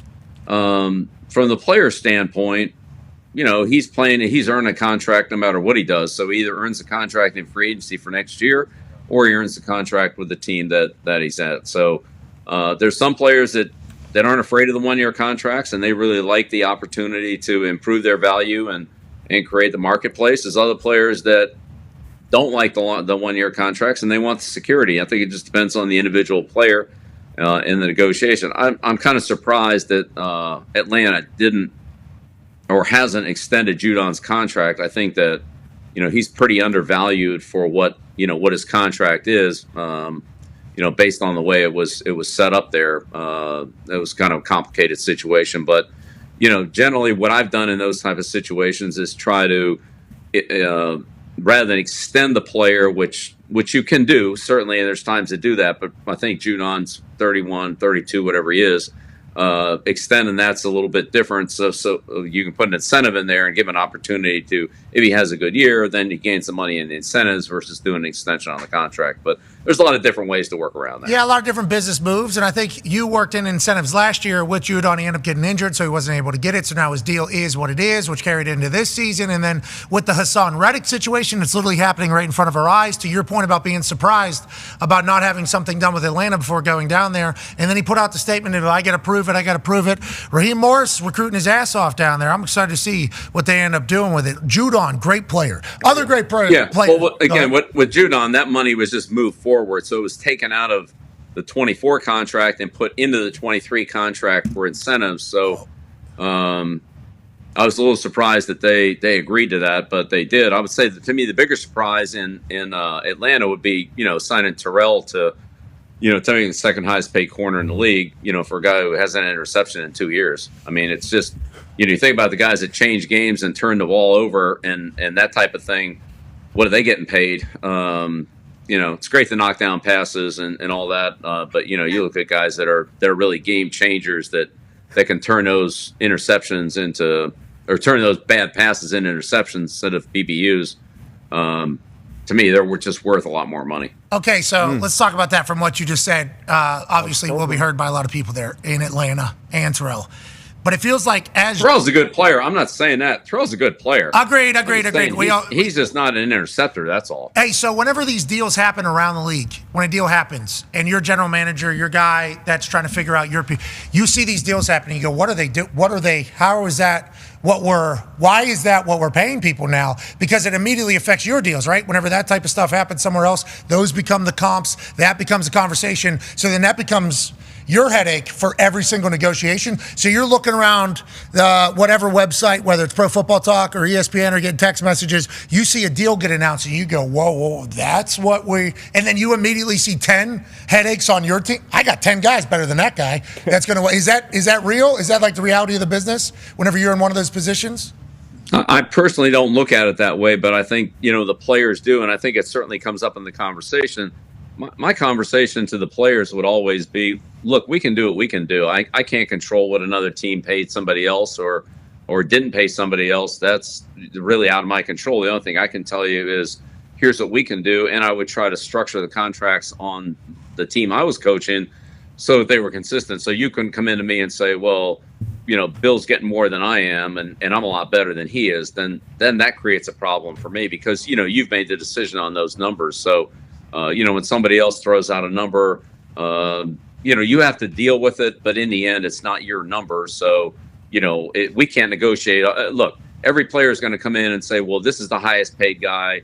Some of the teams getting it. We want that. Well, you can't make everybody the highest paid guy based on contracts, on 31 other teams in the league. It's impossible. So I try to structure it on what our team is. And, if Brady's making less than a corner, then there's something wrong, right? There's something wrong. And then that corner might leave and go somewhere else, but I can't pay a corner more than I'm paying my starting quarterback who's won 3 Super Bowls, in 2010 or whatever. Hey, I've had that conversation. Trust me. Yeah, it sounded like you were just pulling from. So you want me to pay him more than I'm paying Tom Brady? Okay, it's the market. The market. That's what everybody else is getting paid. Well, everybody else is going to have to be the one paying that. Then that ain't happening to me. What a legend you are in negotiations, going through it all. I'm sure there's so many players that have just. I think Ninkovich told us. Yeah. You walk in there, you have a conversation with them, and then you walk out. All right, I guess I accept the deal. And that is just like whammy. That is, but you've had success for 20 plus years, and there's a reason. The business side is a big part of it. And the teams that are good at it and able to, like the Chiefs right now, the reason why the setup is so beautiful and being compared to the New England Patriots is because Patrick Mahomes, similar shit. His deal is set up long term. We're able to move around. We got Travis Kelce, I think, took a pay cut a couple of years ago. He just got a deal, though, so he's getting paid again. It's like the way you're able to manage that roster is a massive ordeal. D-Butch got a question for you. Well, that was another good move, I thought, by Kansas City, re-signing the center, Creed Humphrey. Like, that kid's a good young player. He's got a lot of football left in him. It's a long-term deal that solidifies, the middle of that. And that center is an important position, especially with a quarterback like Patrick, in terms of not only the cadences, but the mic points, getting the protection set right, seeing subtle things that a center can see on the line of scrimmage about, where a blitz might be coming from or a lineman cheating a certain way can help the quarterback out. Like, that's really a big position. And I think a lot of those guys, honestly, are undervalued because of how good they help the other 4 guys play on the line. Like, a bad center kills the other 4 linemen. A good center can help those guys play better by making the right calls and doing the right thing. A guy like Kelce at Philadelphia, like, that guy's going to be a hard guy to replace because of not just his playing ability, but his ability to help that line, play really good as a unit. So I thought Humphrey, that was a great signing by Kansas City. Especially for the quarterback. And there's nothing that a quarterback hates more than an undependable center. Where's the ball going, and is it going to snap it early, and do we have the right guys blocked and all that? I mean, honestly, that'll drive a center crazy. I'm honestly, I can't remember the last time this happened. It probably didn't happen before. It has happened since. But, when we won the Super Bowl in 2001, we had to bring Mike Compton in at center to snap on the shotgun snaps and move Woody to guard, just for the security of the quarterback center exchange on the shotgun snap. So, that the center's an important position. I thought that was a great signing by Kansas City. Congrats, Humphrey's Creed. a good player. Congrats, Creed. Great name, too. Yeah, oh, yeah, Creed. Yeah, phenomenal Yeah. name. Also showed up Monday Night Raw, was ready to fight for Patrick Mahomes. Yes, he was. Which we absolutely love. D-Butch got a question for you, Coach. Yeah, Coach. Early in the season, obviously coming out of the preseason, we talk about it a lot. We see the games, we see the quarterbacks do certain things, and we know as players and coaches, like, hey, the defense or the offense aren't really showing their real things. How big is that advantage when you are bringing back a ton of players or key players on the different levels, especially on defense, when it comes to running sophisticated things early in the season? I know you kept Hightower, McCourty, Chung, those guys there long term. How much more comfortable were you going into those week 1, week 2 games as opposed to working with guys who maybe this may be their first year in the system with the green dot? Yeah, I think it's a huge advantage. Defensively, especially in those opening games, you don't know what you're going to get. Teams are going to spring something on you that they've been working on all training camp, and might be a new formation or the way they have the personnel configured on certain formations, things like that. So to have an experienced defensive team, especially at the signal caller position, but really just a whole unit is good. I mean, you look at a team like New Orleans, I think that'll be a big advantage for them early in the season. Those guys have played together. They know what they're doing. I mean, they brought in Gay from Kansas City, who's another experienced player, even though he wasn't at New Orleans last year. But teams like that, I think, will do really well on early in the year based on just how experienced they are. They were obviously well coached. Dennis Allen does a great job down there, but the team's experienced, and so teams like that, I think, will have a big advantage over some of these teams. A team like Baltimore, for example, they lost three defensive staff members last year, right?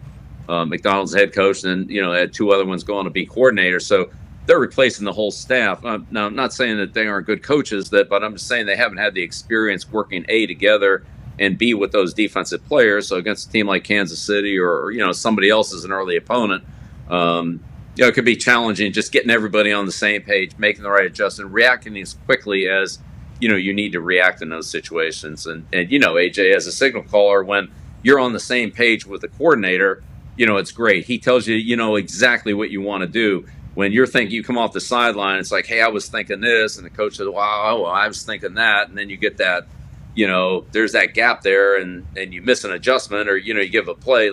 It's sometimes that happens. It's nobody's fault. It's just you have to go through those. You have to work through those situations some. Yeah, you got to dance, right? And that's probably a dance you got to learn about each other, which leads me to asking you a question about what's happening back in New England right now, and not just New England. I guess it can happen anywhere, but whenever you have a plan, let's say the plan is we're going to draft somebody with the number 3 overall pick. We're going to bring in a veteran quarterback who's been a starter in numerous places that we have respect for, and then we're going to let the young buck kind of watch, learn, and then inevitably they will become the starter.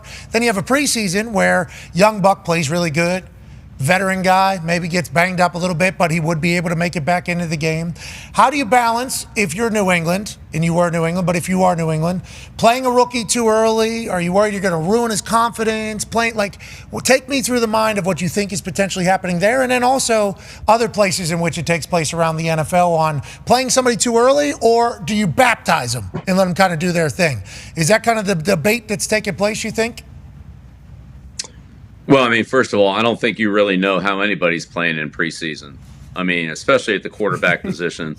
The schemes are so simple from the other side of the ball, generally speaking. You're running, for the most part, you're running very basic schemes. You're trying to evaluate your players. You're trying to get them to play the good fundamentals that they know how to play. You're not disguising things. You just want your defensive players to be, ready to react and play fast and quickly. And you don't want to put in 1,000 adjustments against a team who offensively isn't running that much anyway. So most of those games are very basic. And when you watch the games, it's 2 or 3 coverages. You see a lot of man-to-man coverage because teams like to evaluate their players and see who can play man-to-man and who can't. And so, look, zone teams play zone. I'm not saying that, but you do things to evaluate your players. I think to come out of preseason and say, oh, this guy's really playing good, or that guy's really playing good, I wouldn't put much stock in that at all. I'd put more stock in what they're doing in practice, and let's see what happens in the first 3 or 4 regular season games when the opponents specifically attack certain players based on what they think they can and can't get on them, and then let's see how they're playing then. you don't really. I've never felt like that's why opening day is so hard. You don't know your team well enough to know how they're. Even if it's the same players, it's different circumstances. You're going against a different opponent than you saw last year. That new team's different. I think it takes you a good, 3 or 4 games to really know what your team is good at. I thought Andy did a great job of that last year. Kansas City learned how to win differently than they had won in the past. They won with Pacheco. They won with defense. They won with a different style of play than kind of what you would kind of thought of them as previously. And now this year, it looks like they're going to be a little different this year with, Worthy and in the emergence, with their receivers and I would say, the running game. So they might go back to being, kind of the higher scoring team than they were. I'm not sure if they're as good on defense. They've lost a couple of defensive players. So I think you learn your team every year and you learn, how you need to win, how you need to win as a team each year. And so, I wouldn't place too much stock in any of these guys in preseason. And it's nothing against them. It's more you're getting ready, you're physically getting ready, you're mentally getting yourself into a routine, you're working on your timing and your reactions and all that. But we'll see here in the first few weeks of the season, not necessarily opening day, but by the end of September, we'll start to see how some of these things are playing out. And that's a really interesting month of the season. Yeah, amen. And thank you for opening your mind up and letting us listen to that, because I think the quote I always heard out of New England from players is like, after Thanksgiving, that's when football matters. Mm-hmm. Like that's when, it matters. So you don't take too much like fear or worry over the first couple weeks. It's like we still got a lot of time to figure out what we are, who we are. We have to get better. Like the first few weeks is almost when you're trying to, I don't want to say preseason evaluate, but kind of you're trying to learn your team still over those first few weeks, and then we're trying to sort out how we can do this entire thing if we want to win a Super Bowl. Yeah, well, look, I don't think you go into the early games saying like, well, we don't care about the games. This is preseason. I'm not saying that. You're going in there to win them, and you're shooting off all your, you're emptying the holster. But I think you got to learn about your team. There's an old saying called mid-season form. I think that's really what it is. By the middle of the season, you're in top form. You're in condition. You've had enough reps and experience with your teammates, with your timing, with situations, with communication, with all those things. Like that's when you should be playing, your best football. But obviously in the National Football League, in the end, the only thing that really matters, is how you play in December and January. And I think if you look at the Eagles last year, I mean, they got off to a great start. Okay. And then look at the way they finished. They beat Tampa decisively in week 2 or 3, whatever it was last year. And then they got beat by Tampa in the playoffs. You look at Dallas. Dallas had they won the division. I mean, they had another strong team, a really strong team, and then go and lose, to Green Bay in the playoffs, and it was like their season was a disaster. So, in the end, to win a championship, like you got to play good in December and January. I mean, you just have to, or you can't do it. And there's an example of 2 teams that were both really good teams, I thought, last year, Philadelphia and Dallas, that at the end of the season, they're sitting there looking very disappointed and maybe, I would say, upset at the way things went. And that's different than Kansas City that kind of was, up and down. And then at the end, they played the best. And so, look, Coach Parcells had a saying that I learned and heeded a long time ago. By the way, belated happy birthday wishes to Bill. His birthday was last week. Happy birthday, Bob! Never met you. Heard you're awesome. Heard you're awesome. Bill, Bill would always say, it's not who has the best team, it's which team plays the best. And that's really what it's about. It's not, sure, you got to have talent and you want to have as many good players as possible, but it's who plays the best. It's not about an all-star team. It's about a team that plays well together as a team in all 3 phases of the game, and players and coaches. So, hell yeah, that's where I'm at. Look, opening day will be interesting. It's a great environment. It gets things started. It's always very challenging time because you have so much to prepare for and so much time. And they can only run 65 plays. You can only run 65 plays or whatever it is. But you look at thousands over the off season and training camp, and drive the players crazy with every adjustment that you. Over a 16-game season that you might have seen in preparation. But in the end, like it's really going to be about fundamentals, about basic execution in all 3 phases of the game, particularly the kicking game, because a lot of the players who are good in the kicking game haven't even been playing in the preseason. So it's been the evaluation of some younger players and all that. And so over time, 3, 4, 5 weeks, then things will start to sort out as to who the good players are and who's prepared to play and who isn't. But I wouldn't base too much off preseason. Like, this guy looked good in preseason, he's going to be great. I just have. Coach, you don't know Sorry, shit. Connor. The Detroit Lions were undefeated in preseason, and then they went on to lose every single game in the regular season. Yeah, that's right. That's the way that goes. Hey, Coach, we can't thank you enough for making us smarter every single week. Enjoy this one. We can't wait to talk to you next Monday. Yeah, sounds good. Well, this will be an interesting week with a lot of player movement, 1,500 players, right? Transactions one way or another. So it'll be a lot to keep track of, and that'll keep going for another, probably 2 weeks into the second regular season game before things start to settle down. But it'll be interesting to see how a lot of these situations resolve, some of the hold-ins and some of the cuts, and there'll probably be a couple trades here as well. So it'll be interesting to see how things shape up as everybody tries to get positioned for the start of the regular season. Are you happy you don't have to cut a bunch of people this year? That seems like a pretty negative. Are you? Well, that's the worst part of the job as a head coach in the National Football League. That's 100% the worst part of the job, and most of it happens this weekend, or has already maybe happened in some cases. But yeah, you have players that come in and they have dreams and they do everything you ask them to do. They lift weights, they work hard, they train, they're in the meetings, they're there early, they stay late, they do everything you ask them to do, and ultimately 90 players come to camp and 53 are on the roster. And you're firing 37 people. I mean, it's more than that because there's some transition but you're firing 37 people that have given you everything they've got. And in some cases, it's been for multiple years. And this happens to be the end of the line for those players and their families. And they're under a lot of pressure, all through training camp. They're under a lot of pressure.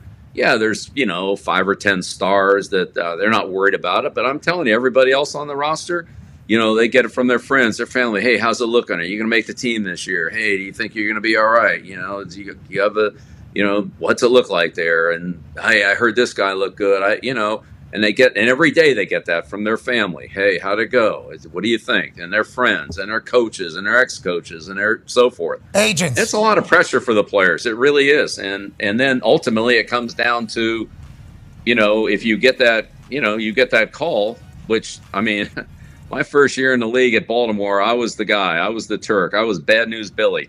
And if they saw me coming anywhere around, nobody wanted to see me. No, because if I was coming to get them, that was bad news. It was always bad news. There's only one time I brought good news to a player that whole year in training camp. And but they know, we all know, and it's a tough part of the job. It really is. And then when you have to tell the player, look, it just wasn't. We're just not able to keep you. I always tried to have a lot of compassion for those guys and what they went through. And at the same time, would try to help him in any way I could. And if he couldn't play for us, then maybe he could play for somebody else. And if anybody ever called and asked about, hey, what about this player? We would be the first to say, worked hard, was there on time, is a great teammate, we'll give you everything you want. And he would help your team even though he couldn't help ours this particular year. And who knows? There's a lot of guys that come back the second time around. So guys like Pat Chung, Brandon Bolden, guys like that for whatever reason, weren't on the team, came back to being on the team, and we're valuable members of the team. So, it's a long-term relationship, and you always try to help those guys as much as you can. But is it a tough day? Absolutely, it's a tough day, and even the guys that see it coming, it's still hard. It's really hard.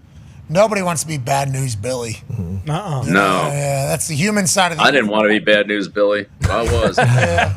Oh no! Here comes the bearer of Bad News Billy. Shit. Yeah, well, I'll get my shit, I guess. I'm going to get out of here. Thank you for showcasing the human side of that. And to your credit about I would always help people out.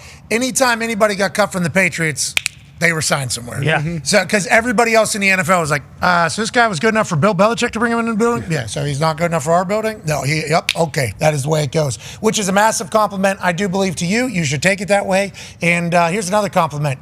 You make us fucking better, Coach. We can't thank you enough. Ladies and gentlemen, the GOAT, Coach and GOAT GM, Bill Belichick. Appreciate you. All right. See you, Coach. All right, let's get to a break, shall we? He's awesome. That'll never not be like unbelievable talking to Bill fucking Belichick. You know when people say like, I've forgot more information than you've ever fucking learned in your life about things? Probably 10 times over. Oh. It's cool, and it's just a nice reminder every time he gives an answer. I'm just in my head like, man, I don't know anything about football. Yeah, holy shit. I don't know anything about football. Well, it's everything. The front office stuff. Like that. Like, when he started coaching, did he expect that he was going to be running everything in the front office as well? Like, he's not just doing X's and O's, building game plans. That guy is doing everything. How about him going right back to a point? So you want me to? So just so I can. You want me to pay your corner more money than paying Tom Brady, who's won 3 Super Bowls already? Okay. All right, just making sure. Just want to make sure that's what you're pitching right now. Get the fuck out! It's legit. Imagine people walking into that meeting. Hey, I got a good pitch. I've heard it. Here's what I'm thinking. All right, I've done a lot of good stuff. All right. Yep, your arms, sir. Yep, your arms, sir. I'm fucking lucky. Yep, you're right. Yep. You got it. I mean, it feels like I'm fucking 20th in the league now all of a sudden, but all right, we're going to win. I mean, eat that fucking AJ Terrell ricochet shot. Yeah. Oh, boy. Holy shit. Good player. Man, it's a lot of money for a guy who hasn't intercepted a pass in 2 years. This is how much we're valuing guys that don't. Breaking up passes is cool. That's always the conversation amongst players, DBs. Hey, you want Richard Sherman or you want Revis? Guys who's going to lock down one side. Sauce is kind of like that now. He's like, hey, he's not going to rack up 5-6 interceptions every year, but he's going to lock down guys, back the ball down. Asante Samuel probably was a guy coming in wanting to get paid more than Tom because he got 7-8 picks every year. So the ball is a program. So if you could get 2, 3 more, 5 more possessions for your team throughout the year, that's huge. Asante Samuel fucking hates Bill Belichick. So that was the conversation. I would 1,000% agree that if it was anybody, it was Asante. Yeah, but Bill paid Revis. Yeah, but that was a mercenary deal. What, 1 year guaranteed? 1 year, 14. And then another one, right? Didn't he do 2? No, he just did one. He did one. And then Gilmore, didn't he? Gilmore got paid one Defensive Player of the Year. Revis, we won the Super Bowl, too, with Revis that 1 year. We have breaking news from the NFL. CeeDee Lamb and the Dallas Cowboys have agreed on a record 4-year, $136 million deal. That now makes him the second highest paid non-quarterback in NFL history. The deal includes a $38 million signing bonus, the largest ever given to a wide receiver. Torrey Dondy of CAA negotiated the deal with the Cowboys. It felt like Jerry and CD were going to get a deal done. That was kind of all the reports this weekend, no matter which insider you were listening to. Felt like CD and the Cowboys were close. Now we know it is official. Congratulations to CeeDee Lamb. Yeah. Wow. I wonder what the full guarantee is as opposed to just the signing bonus, because that'll obviously be a massive number. That was probably a big part of the negotiations and what the big holdup was. But Jerry, just like he said in the interview, if you think you can get a fucking deal done, try it, because I will, and I can, and I am. CeeDee Lamb, Dak Prescott's favorite target, is back in Dallas. Obviously, we got 2 weeks until then. CeeDee will be in great shape. Dak Prescott has 1 year left on his deal. What is he going to do? How about everything else going on around Dallas? We shall see, but this is a big piece being finished up. Oh, yeah. I mean, everybody has to feel a lot better about Dallas. Obviously, huge. We talked about it a bunch. Huge part of their offense. And now you get this 2 weeks where you can get some work done. Obviously, not a ton because I'm sure they won't be working as much. Dak on a contract year. You can expect his best ball. So this is huge for him. Didn't get up to that Justin Jefferson number, but we talked about it with Bill just now. Being in Texas, much more tax friendly, so he'll probably end up making more actually. But great job by Dallas and CeeDee getting this done. Anyone who's ever played football knows, even if you go all of training camp, week 1 is you are so tired. How like for you guys that obviously played in the NFL, how many weeks, how many practices before you feel like does CeeDee have enough time to feel like he's ready to go? I mean, everybody's different, honestly, and it's just when you're playing actual football, it's not only physical, but it's mentally. You don't understand. You can't really get ready for that because it's like mentally taxing as well. So I'm not sure how long it'll take him, but I think he's a guy I've seen workout videos and things like that. So he's going to be physically in shape. It's going to be the mental part, and they probably work him in. They probably won't give him 15 targets in week 1, maybe 9, 10, but he'll be in there on the key downs. But this is big for them going forward. AJ, huge deal for Mike McCarthy going into the last year of his contract. He's got to be elated about this. He's got to be pumped. Going back to that, like how is this like enough time to be ready? The good thing is like the receiver position, you can work him in as much as you want. You could come in week 1 and feel like, hey, he's definitely going to be in there in third down. Yep. He's going to be in there in red zone. When we actually need it, we'll put him in, but we're going to make sure we rotate him out and don't wear him out early, because it's true. Like, it does take some time for your body to kind of get used to getting hit again and everything like that. But these guys are freaks. Like D-Butt is one of them. We know this. Like DBs and receivers can run all day long without getting tired. And they're just absolute freaks of nature, and CeeDee is one of them as well. DBs have no tap-out ability. To your point about what CeeDee can tap out if he has to. Not that he will. He knows how important he is, and we can't wait to see this. Allegedly, Pelissero is reporting $100 million guaranteed. Good. Out of 136. So congratulations to CeeDee. And it's a classic news break. We'll give one person the scoop. We'll give the other one the finish of the information. Everybody's happy, right? We move along. The CeeDee Lamb and the Cowboys agreed to a $100 million guaranteed deal, allegedly, and he is back now officially with the Dallas Cowboys. Also good to know that when Jerry puts a quote out like that, he's going to stamp his nuts on the table in about 2 hours after that, or just give it a little time. There is a 9-figure... What was that? Coming. Exactly. Immediately afterwards. All right, congrats to everybody. Let's get to a break, and then we'll finish up the program on the other side. There's some news stories we haven't chatted about. We're going to have to. Also, there's an addition to the Thunderdome. Oh my God. Not just an addition. It's not McQuaid. You son of a bitch. McQuaid's Could you imagine? I could not. In a dreamland, perhaps. I could not imagine. We got a Mountain Dew cooler. Oh, that was it. Mountain Dew cooler. Boom. Oh, yeah. Stacked with dues. 0. Yeah, of course. Oh, they're all 0. Okay. I believe this all stems from when McGee came on and said to Dale Earnhardt Jr., because he drove the Mountain Dew car, gets Mountain Dew for the rest of his life. Dale Jr. juice. Just gets it for the rest of his life. And we said, how cool would that be? Then Mountain Dew reached out and we're like, maybe make this happen. Not forever, but probably for a little bit. We're like, deal. Yeah. How much money do you guys want for that? Don't just give us dude. the fucking... Send dudes. Send them now. I can't imagine how many dues and reads that Dutch Danger's going to be eating up there. Oh, my God. Bad news. All right, let's get to a break. We're back on the other side. Be a friend, tell a friend something nice about change their life. Take 5.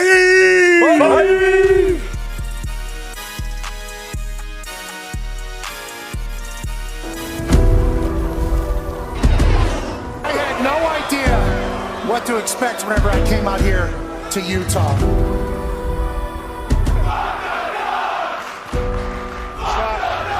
Shock that. Yeah, Shock. I can't make it. Steve Smith Sr.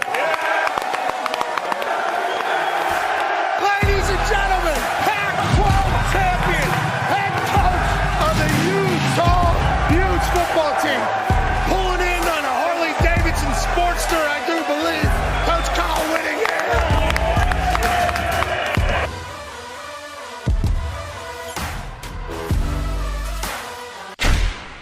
Lot of blessings piling up that I ain't even wished for. None left over for y'all. I'm locking the fridge door at the crib, cutting hits. I read through the catalog, came to conclusion, no one's touching this. Just finished the maiden voyage, hopping off the Mayflower. Said I'm trying to kill them off, whatever the take down. Sing the boats, I'm at home. I'm selfish with the goals.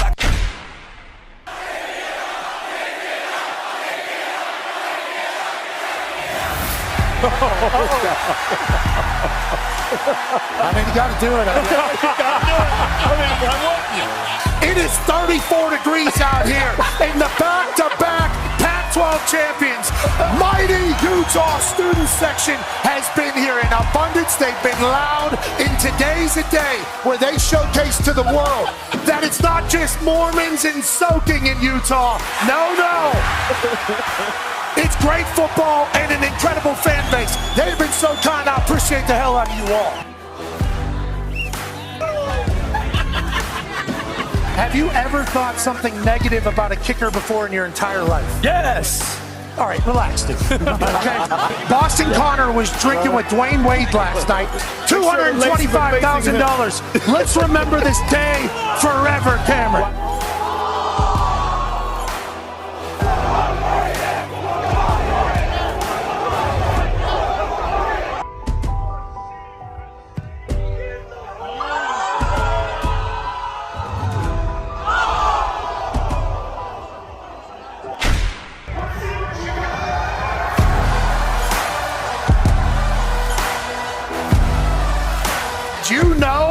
that 29 out of the last 30 home games that happens right here at the University of Utah, the Utah Utes win. Cam Rising said yesterday, we don't lose at home, and today, they ain't losing.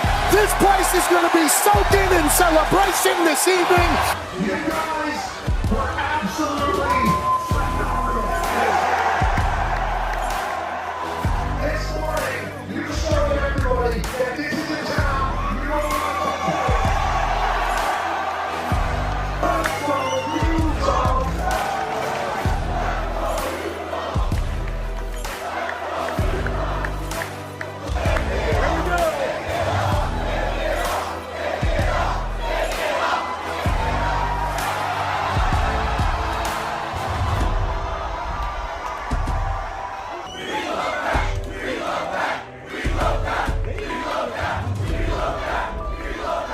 I am jacked, dude. Lighting's great.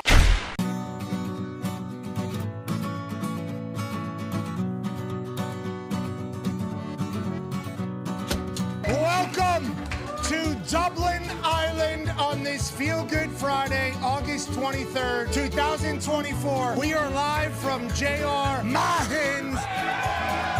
Drinks are on Pat McAfee tonight, fella. Let's go! Hop, hop, hop, hop, hop, hop, hop.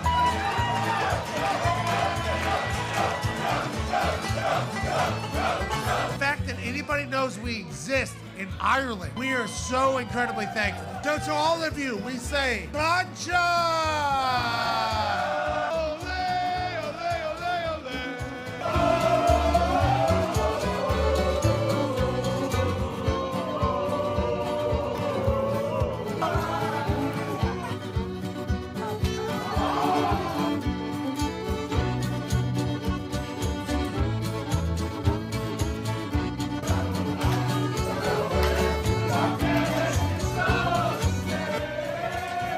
State. I just want Kirk to know I got 1,000 phone calls when we got in the playoffs. He didn't have anything to do with them not getting in the playoffs, and I didn't either. But we both got hammered. Some of us did get hammered last night. We have real football happening today for the first time in months. This is a beautiful time in a wonderful town. It's fight night, baby! Davis is his name. We gotta go for Georgia Tech. I gotta go. I would be back in the country if I didn't pick Georgia Tech. 44 yards away to do it. He got it! He got it! And the Yellow Jackets did it! Probably the most interesting trade was the Randy Moss trade. After the draft, the first day of the draft, we've been trying to trade for Randy Moss for 2 months. All like childbirth. I mean, it took forever. After the first day of the draft, I talked to Mr. Davis. I said, are we going to make this deal or not? And he said, yeah, we'll do it. We'll do it for your 4th. And I think we were picking like 7th in the 4th round. I said, well, we got to get the guy for a physical. We can't take his contract. We're going to have to renegotiate his contract. And Mr. Davis said, well, that's your problem. If you want to trade for him, then you get it done. I said, all right. I call up Randy. Hey, Randy, it's Coach Belichick. Boom. Hangs up the phone. What? Let me try this again. Randy, it's Coach Belichick. Who is this? Who's pranking me? Who is this? Bam. Hangs up the phone. Randy, this is Coach Belichick. We traded for you. What? Is this a joke? This better not be a joke. Who is this? No. This is, all right. Really? I said, yeah, but look, we got to get this done by tomorrow at noon. He goes, all right, what do I need to do? I said, you need to come up, take a physical, and we need to renegotiate your contract. It's by noon? Yeah. He goes, well, I'm in Houston now, but I got a plane. I'll be there. Nice. He flies, and he's there at 8 o'clock in the morning, comes in and takes the physical. You know, the old, Yeah. Make sure he's alive. Okay, you're good. Renegotiate the contract. We're done at 10 o'clock. And first thing he says to me is, where's the playbook? Oh, that's awesome. I said, right here. He said, okay, because when I walk out there with the first team with Brady, I got to know all the plays. I can't go out there and make mental errors and screw up. I got to know his offense. And he was smart, man. This guy was smart. On this post-safety coverage, what are you going to do? He goes, Coach, you ain't going to see any post-safety coverage against me. Like, oh. He goes, you're going to see cover 2. We haven't seen cover 2 in years. receivers. He's like, you're going to see cover 2. And he was right. And then he would say, well, here's how I'd run this route. Here's how I'd run that route. And I started thinking, like, we got to start giving Randy some routes. We're running this, and they play cover 2. How we can move him into the slot. He's like, move me into the slot. I said, yes, so you can get in the middle and cover 2. He's like, all right, good. 25 touchdowns. So many. Yeah. Opens up the running game, too. I'm telling you, it was Randy, come on, man. I'm trying to. Hey. Why? Let's go. This show stinks, and the fact that you listen, we are very, very thankful for. McAfee on the line with a gorgeous assist. The all-time leading tackler for the Green Bay Packers, UP. Damn it! Your friend tell a friend something nice could change their life.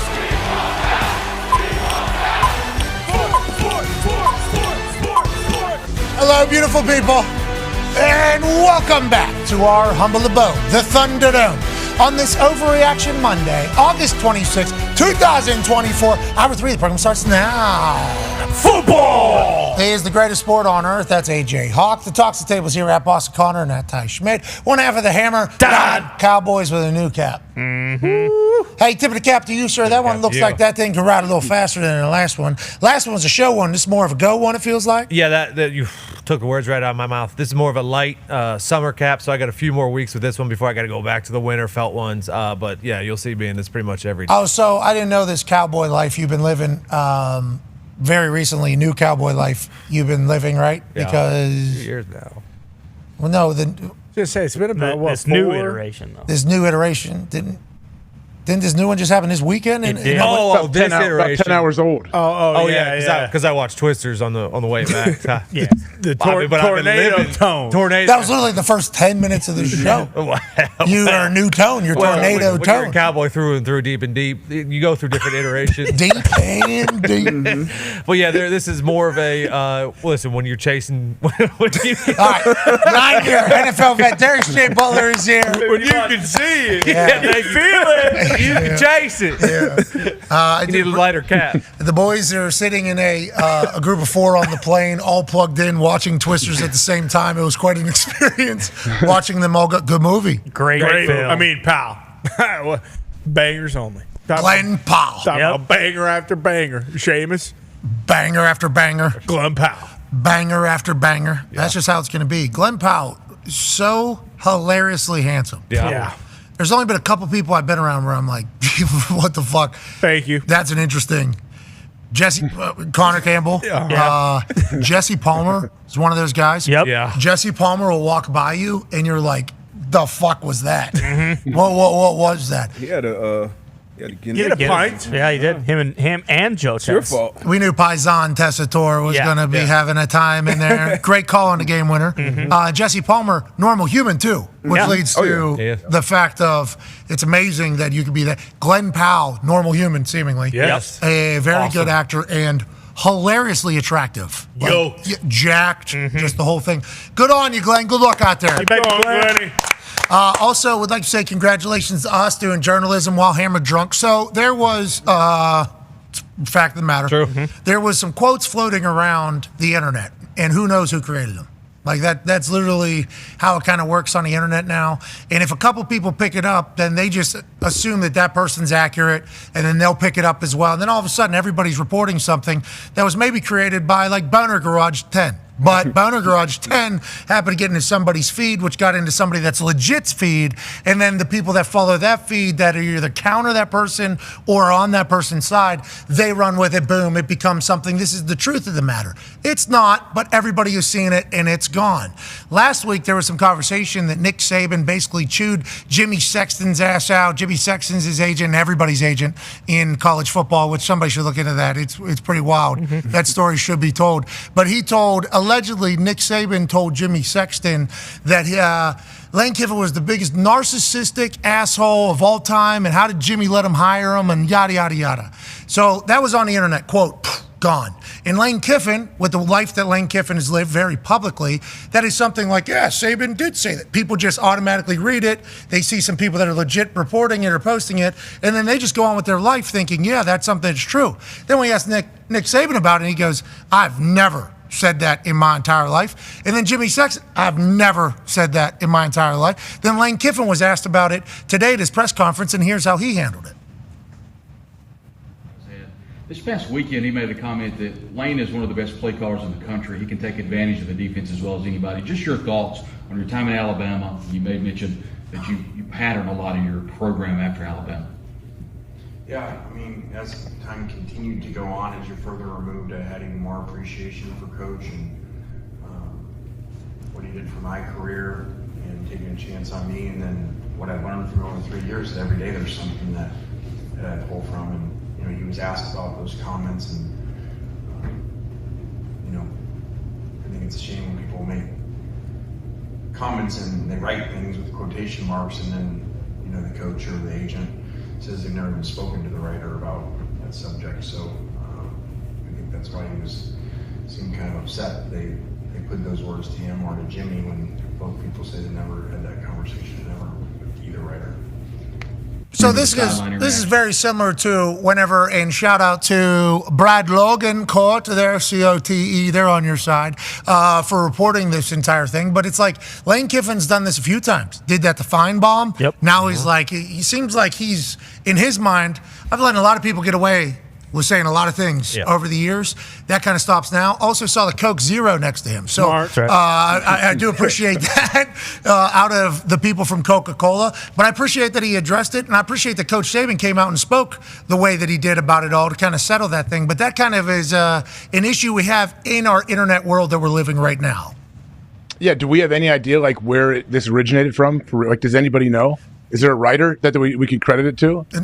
Well, that's normally Well, I heard it from, and we've certainly. Well, it's a shame because how do these coaches know what to address and what you can't just waste time addressing everything that's garbage and fake possibly. Oh. But you don't want that out there. If you're Saban, definitely doesn't want that. Hey, no, I didn't. If you didn't say it, I would absolutely piss you off. Well, and Jimmy, who probably reps.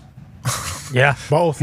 Lane, if I had to guess, he doesn't necessarily. What do we even? How is this even? But all you need is literally just one. It's crazy. Legitimate site to see it, post it, and then boom. We've been wrong before. We've had to come out and say, hey, whoa, we apologize because you're going to get got on there. But there's a lot more of that happening nowadays than ever. I mean, it just happened to us literally last week with Awful Announcing and Outkick. Yeah. And it's because they both just saw something, a headline that Awful Announcing wrote, that was wrong and slanderous and libel and narrative building and character assassination, and they stole our video to did that thing. So that's theft as well. So there's, just a lot, and misrepresented what was being, which, happens on a very regular basis with that particular group of people that, could certainly find themselves in a situation of just everything they've done. But then they post it, but other people see them as legit. I have no fucking idea why. I honestly, genuinely have no clue why anybody sees that as a legit operation. But then they take it, they see it, boom, they just read the headline. It wasn't accurate at all, misleading, mischaracterization of me. Pretty big shot across the bow at me as a human, and then also at ESPN. And then Outkick grabs that. They just don't even listen to the video, post the same thing, and then boom, now you got both things out there. Now, obviously, Outkick reached out, said we apologize, and they took it down. It's like, this is the internet. This happens. But it is like just a never-ending, feels like it's a dog tail situation happening on the internet, and I have no idea. And once again, I'm a human that's just projecting issues that we have in society out without having an answer, because I don't know if there actually is an answer. Well, everything, don't you think for people, it's obviously this is just the world we live in right now with everything going on, but everyone is not going to do it, but you would hope, okay, with everything going on, either you just don't believe anything that's ever said, or everything that you read or you're looking at, you're like, okay, who said this? When did they say it? Is it possible this isn't true? You have to at least think this is possible, that maybe this person did not do that or say that. But Lane Kiffin's sitting there like, you know how many million people saw that? And they're never going to... Recruits, everything. Yeah, everybody, for real. Yeah, and it's believable, potentially believable, about it, just because of everything else that's been kind of said about Lane, who we've known since, he's been a coach. He's 32 or something. Yeah, youngest head coach or whatever. So it's like just people just going about their life like, yep, heard that. Here we go. We're off and running. It's a wild time to be alive. Yeah, it's coming out in a book by Armin Katayan. I think it comes out tomorrow, I believe. All right, here we go. So this is only going to continue. This That son of a bitch, Saban, allegedly said of Kiffin to the agent, according to a review of the book, I'm going to fire you, Jimmy, for ever talking me into hiring that narcissistic prick. Oh, jeez. Jesus. Jeez, here we go. Allegedly from this. Who is that? People in the know at the time.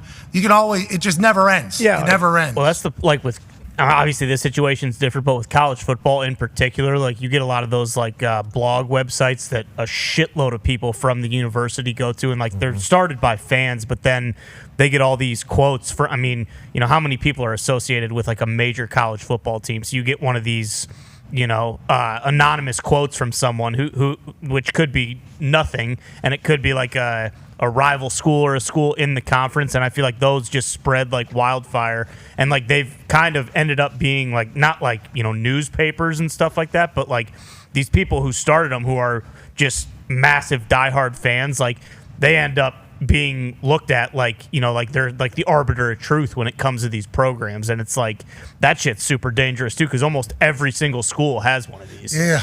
It's a wild time to be alive. 2024 football, brother. Hey, yeah, we're thriving though. Let's remember that. It's good to be here. Blame AI. Blame AI. When in doubt, you blame AI. Which could be, but there could be fake accounts. Like there's, you know, people tell stories about like a narrative wanting to be built, so you just get a bunch of bots and just send them basically, and be like, yeah, get people to think, yeah.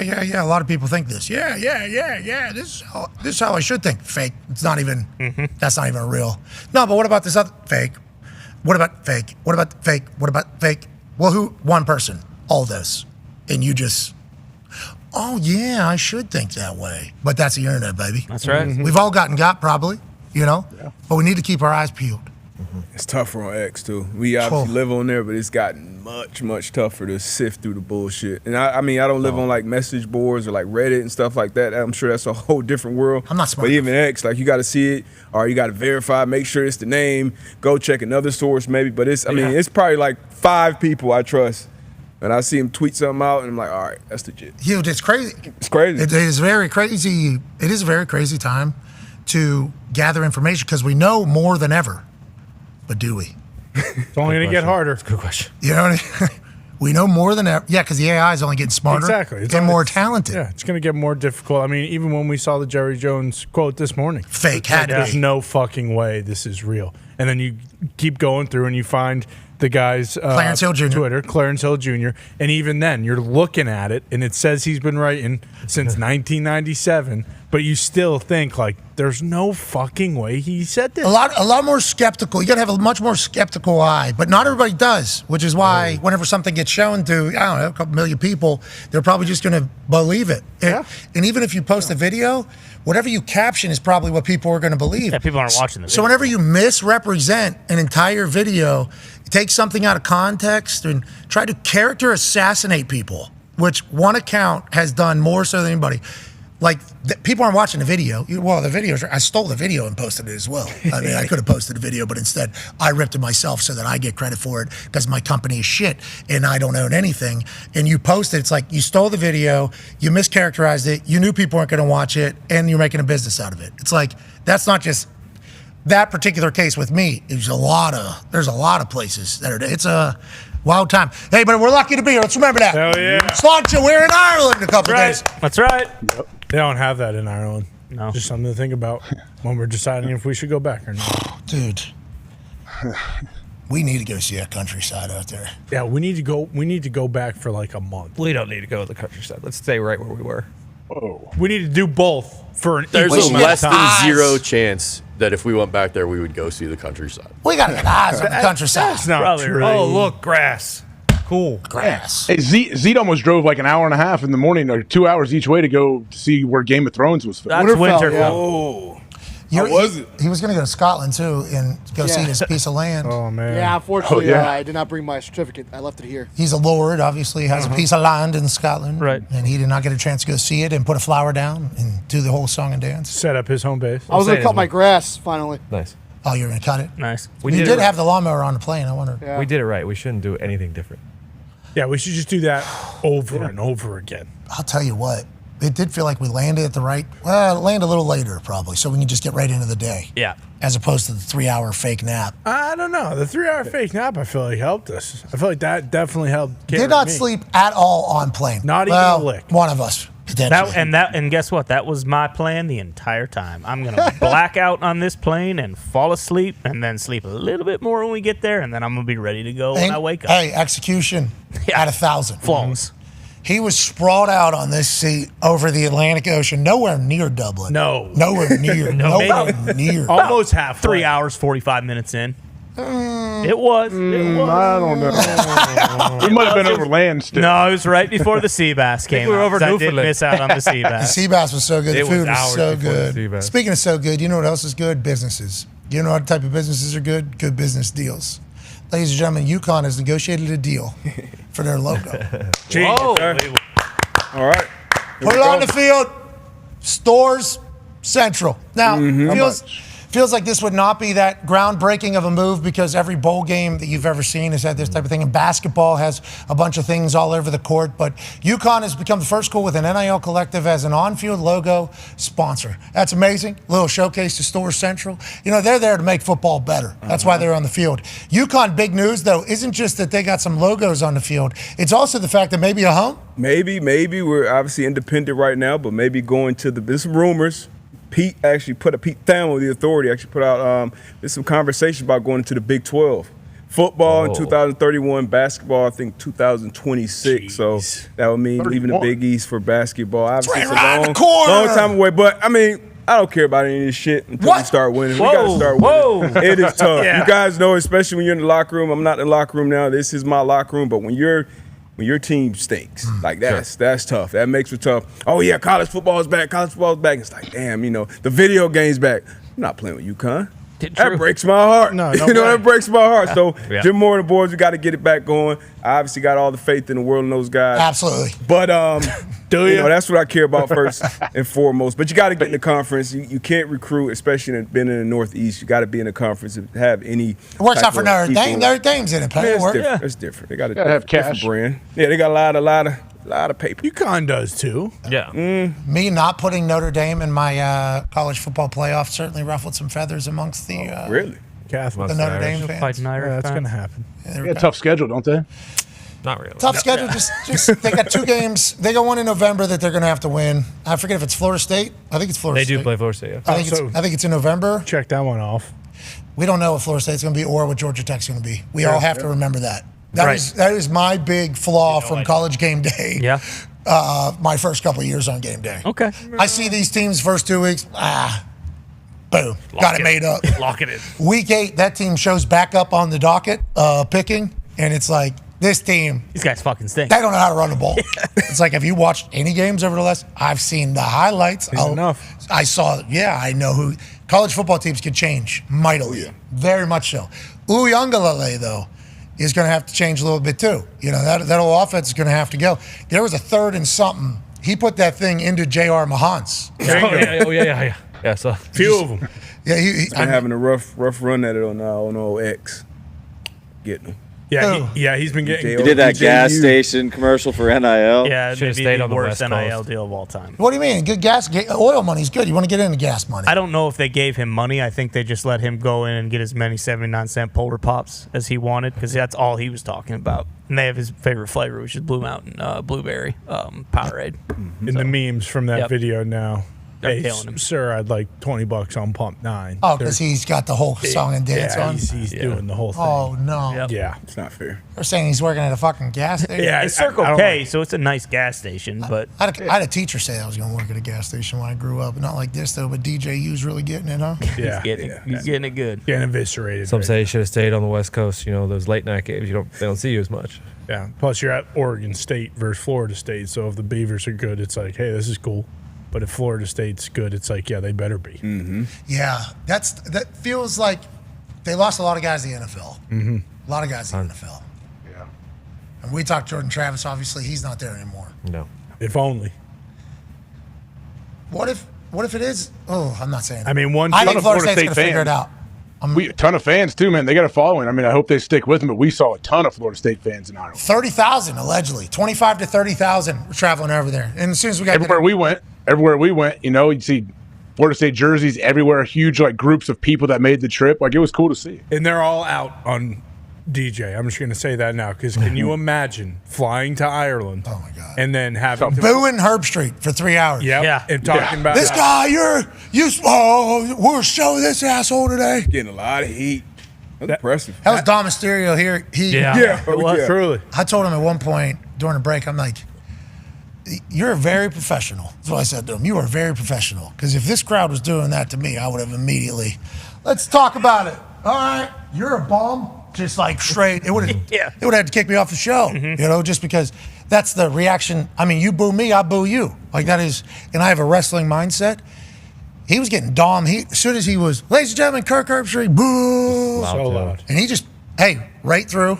Didn't even. He's a pro. Anytime he talks, too. It wasn't just the intro. No. Anytime he was talking, they started booing. It was like when a player returns, like when Kyrie comes back to Boston and he gets the ball, he gets booed immediately. Kirk didn't mention it. Nope. Picked Florida State to win. He did. Yeah. Picked Florida State to win. His tweet after they lose, he's like, hey, it's all right. 12 team. We can regroup. You'll be able to regroup. You'll be able to get going. It's like there were some people that were maybe with him that were like, now's the time. Kill him. Now is the time. And he was like, no. He said he likes Norvell a lot. Like he's a big fan of Norvell. I think that's like the biggest thing that all of the offseason was like he was so bummed about is because he didn't want Norvell to think that he didn't have respect for him when the entire thing was taking place. So he legitimately, this is his legitimate thoughts. Like, hey, this is the reason for the 12-team playoff. If you lose one early, you can figure it out. And if you're one of the best teams at the end, you can still get into the dance. That's literally the purpose of this 12-team playoff. A lot of people say that this was in jest and everything, but it's truly how Kirk feels about, I think, every team and why he loves the 12-team playoff so much. Yeah, and why it's so awesome. Because, like, to your points about Georgia Tech, too. It's like, hey, Georgia Tech can now be that undrafted team that unranked, that finishes in the top 12. And like we were there in Dublin to see the whole entire thing start. And then on the opposite side, Florida State could be that team that's in the top 10 that finishes unranked. Like that. That's just the reality of what happens throughout the college football season. And that's why, like, even going to Texas A&M now, like both these teams being in the top 25, Elko, his first time there in A&M, Riley Leonard, now new era because he's at Notre Dame now, right? It's like the college football season being here is actually the greatest thing of all time, and NFL in 10 days, even better. We're going to be in Morgantown on Friday celebrating Penn State versus West Virginia. The biggest home opener for West Virginia since 1998 is how it's being labeled, and obviously implications in the Big 12 and the Big 10 on the line for the rest of the year in Week 1. James Franklin was asked about me, and I don't know how it was phrased. I just saw, the video. Here's James Franklin chit-chat. Well, first of all, I love Pat McAfee. Thank you. And his energy and enthusiasm for sports and specifically college football. I think he's been good for college athletics and sports in general. Thank you, James. I think he's fun, right? Right. I think his ability to speak freely is unique and fun in a lot of ways. Sounds like he can say whatever he wants. For us, it's a fine line, right? I think it's very similar to the old billboard material. I want to make sure that our guys don't say anything and our staff doesn't say anything that creates billboard material, because for some people, that motivates them. All right, Coach. You motivating the boys? That's what I'm... That's Don't what be it sounds- listening to me that's up what it sounds there. like to me. No. This Penn State team is phenomenal. This Penn State team is so good. James Franklin going to cut a promo after the game on you think? Dan Lanning, pregame. I don't like anything about the answer he just gave. I appreciate how complimentary he was, but boy, towards the tail end there, it certainly sounds like there's been have you heard? Is what they're saying on ESPN. You hear what the fun guy's saying? We're gonna find. Speaks his mind. We're gonna find what the question was. This guy, he speaks so freely. Just uniqueness. Oh man, Yeah, he's got some Thamel in him. The way he was talking, I didn't know that's how he just. Boys, listen. Week 2, fucking we are. Penn State. This is just a. What's the spread right now? 8.5. It has gone down. It has gone back up a little bit. I think it's potentially because they heard that James Franklin gave a presentation about all the things that are being said, maybe from this particular program. I don't love that. And I do, you know what? GG likes this. GG likes that there's bulletin board material. Because I was playing college football at 2K25 the other day. They couldn't tackle GG. You tell me, Coach, is that realistic or not? And in the locker room, I think you guys are so cool. I think you guys are great. I think you're so athletic. You guys can go on to win the Big Ten after this first week. It's just going to be a tough one in Morgantown. Going to be a tough one down there. It's going to be a buzzsaw, pal. Yeah, it is. Last year, it was, and I saw a West Virginia D lineman who remembered last year that Penn State scored with, I think on their very final drive to cover when they didn't need to because they were up 31-13 or something like that. So they covered on that one. So they remembered that. Love that. Yeah, we got some bulletin board material. In the top 100, like you don't need bulletin board material from Penn State when you're getting it from the top 100 list without GG. Now, if and James Franklin knows this, I can tell by the way Coach was speaking there. Neil Brown's not going to be able to control the way I speak ever for the rest of my life. Amen. Okay? With that goatee? With that hat? Yeah. Maybe. Hold on. But I would like to apologize to Coach Neil Brown for potentially adding, you know what? It's the biggest home opener since 1998. Okay? Coach will be able to handle it. The boys are ready. Joining us now, a man who represents Penn State, AQ Shipley. AQ. What's up, boys? AQ, can't wait to have another season alongside of you. I hope you're fantastic. I don't know if you heard James Franklin basically alluded to me potentially feeding you billboard material to the Penn State Nittany Lions locker room for this. Smart move. Okay, shut up, AQ. It wasn't billboard material. I'm just hyping up the West Virginia Mountaineers, Are you guys worried, though? Are you worried a little bit? Are you worried about what's about to happen in Morgantown at all, AQ Shipley? Not worried at all. It was a blast seeing you put West Virginia number 4 on the college football playoff. I think it meant to be 4D, but 3? Is that what it was? 3? I mean, that's an aggressive move. An aggressive move. It all starts Saturday. Listen, the only thing that gives them a chance is that it's week 1 in Morgantown. That's the only thing. I don't care. But That's good. Penn State by 25, baby. Penn State by 25. Neil, you hear this, asshole? Whoa. Put it on the billboard. Put it on the bulletin board. Put it everywhere in Morgantown. Penn State alumni says Penn State by 25. Disrespect. Wow. Do you have any respect for football or sportsmanship at all? Jeez. Son of a... Yeah. It's going to be the same thing as it was last year in Happy Valley. Same thing. Ladies and gentlemen, AQ Shipley. AQ. We gave equal time. I mean, James Franklin just tore the TV off his fucking wall. What'd you do it, AQ? He just asked his boys not to do that. I appreciate James Franklin. That was awesome. I like him. He's fun. He's fun. Yeah. That's what he charming. wants. Speaks freely. Unique. It's very unique. Yeah, he really has this ability to just say whatever, seemingly, all the fucking time. What I tell my guys is, let's not motivate the other team when they don't really need it because they potentially beat the fuck out of you 1 year ago. Okay, James, I hear you're talking to me. We'll be there Friday, gassing this shit all over. I cannot wait. Would you imagine me in front if there's fans that show up? Oh yeah, more it's fuel. Gonna be. Are you kidding me? It's gonna be amazing. Imagine what's gonna come out of.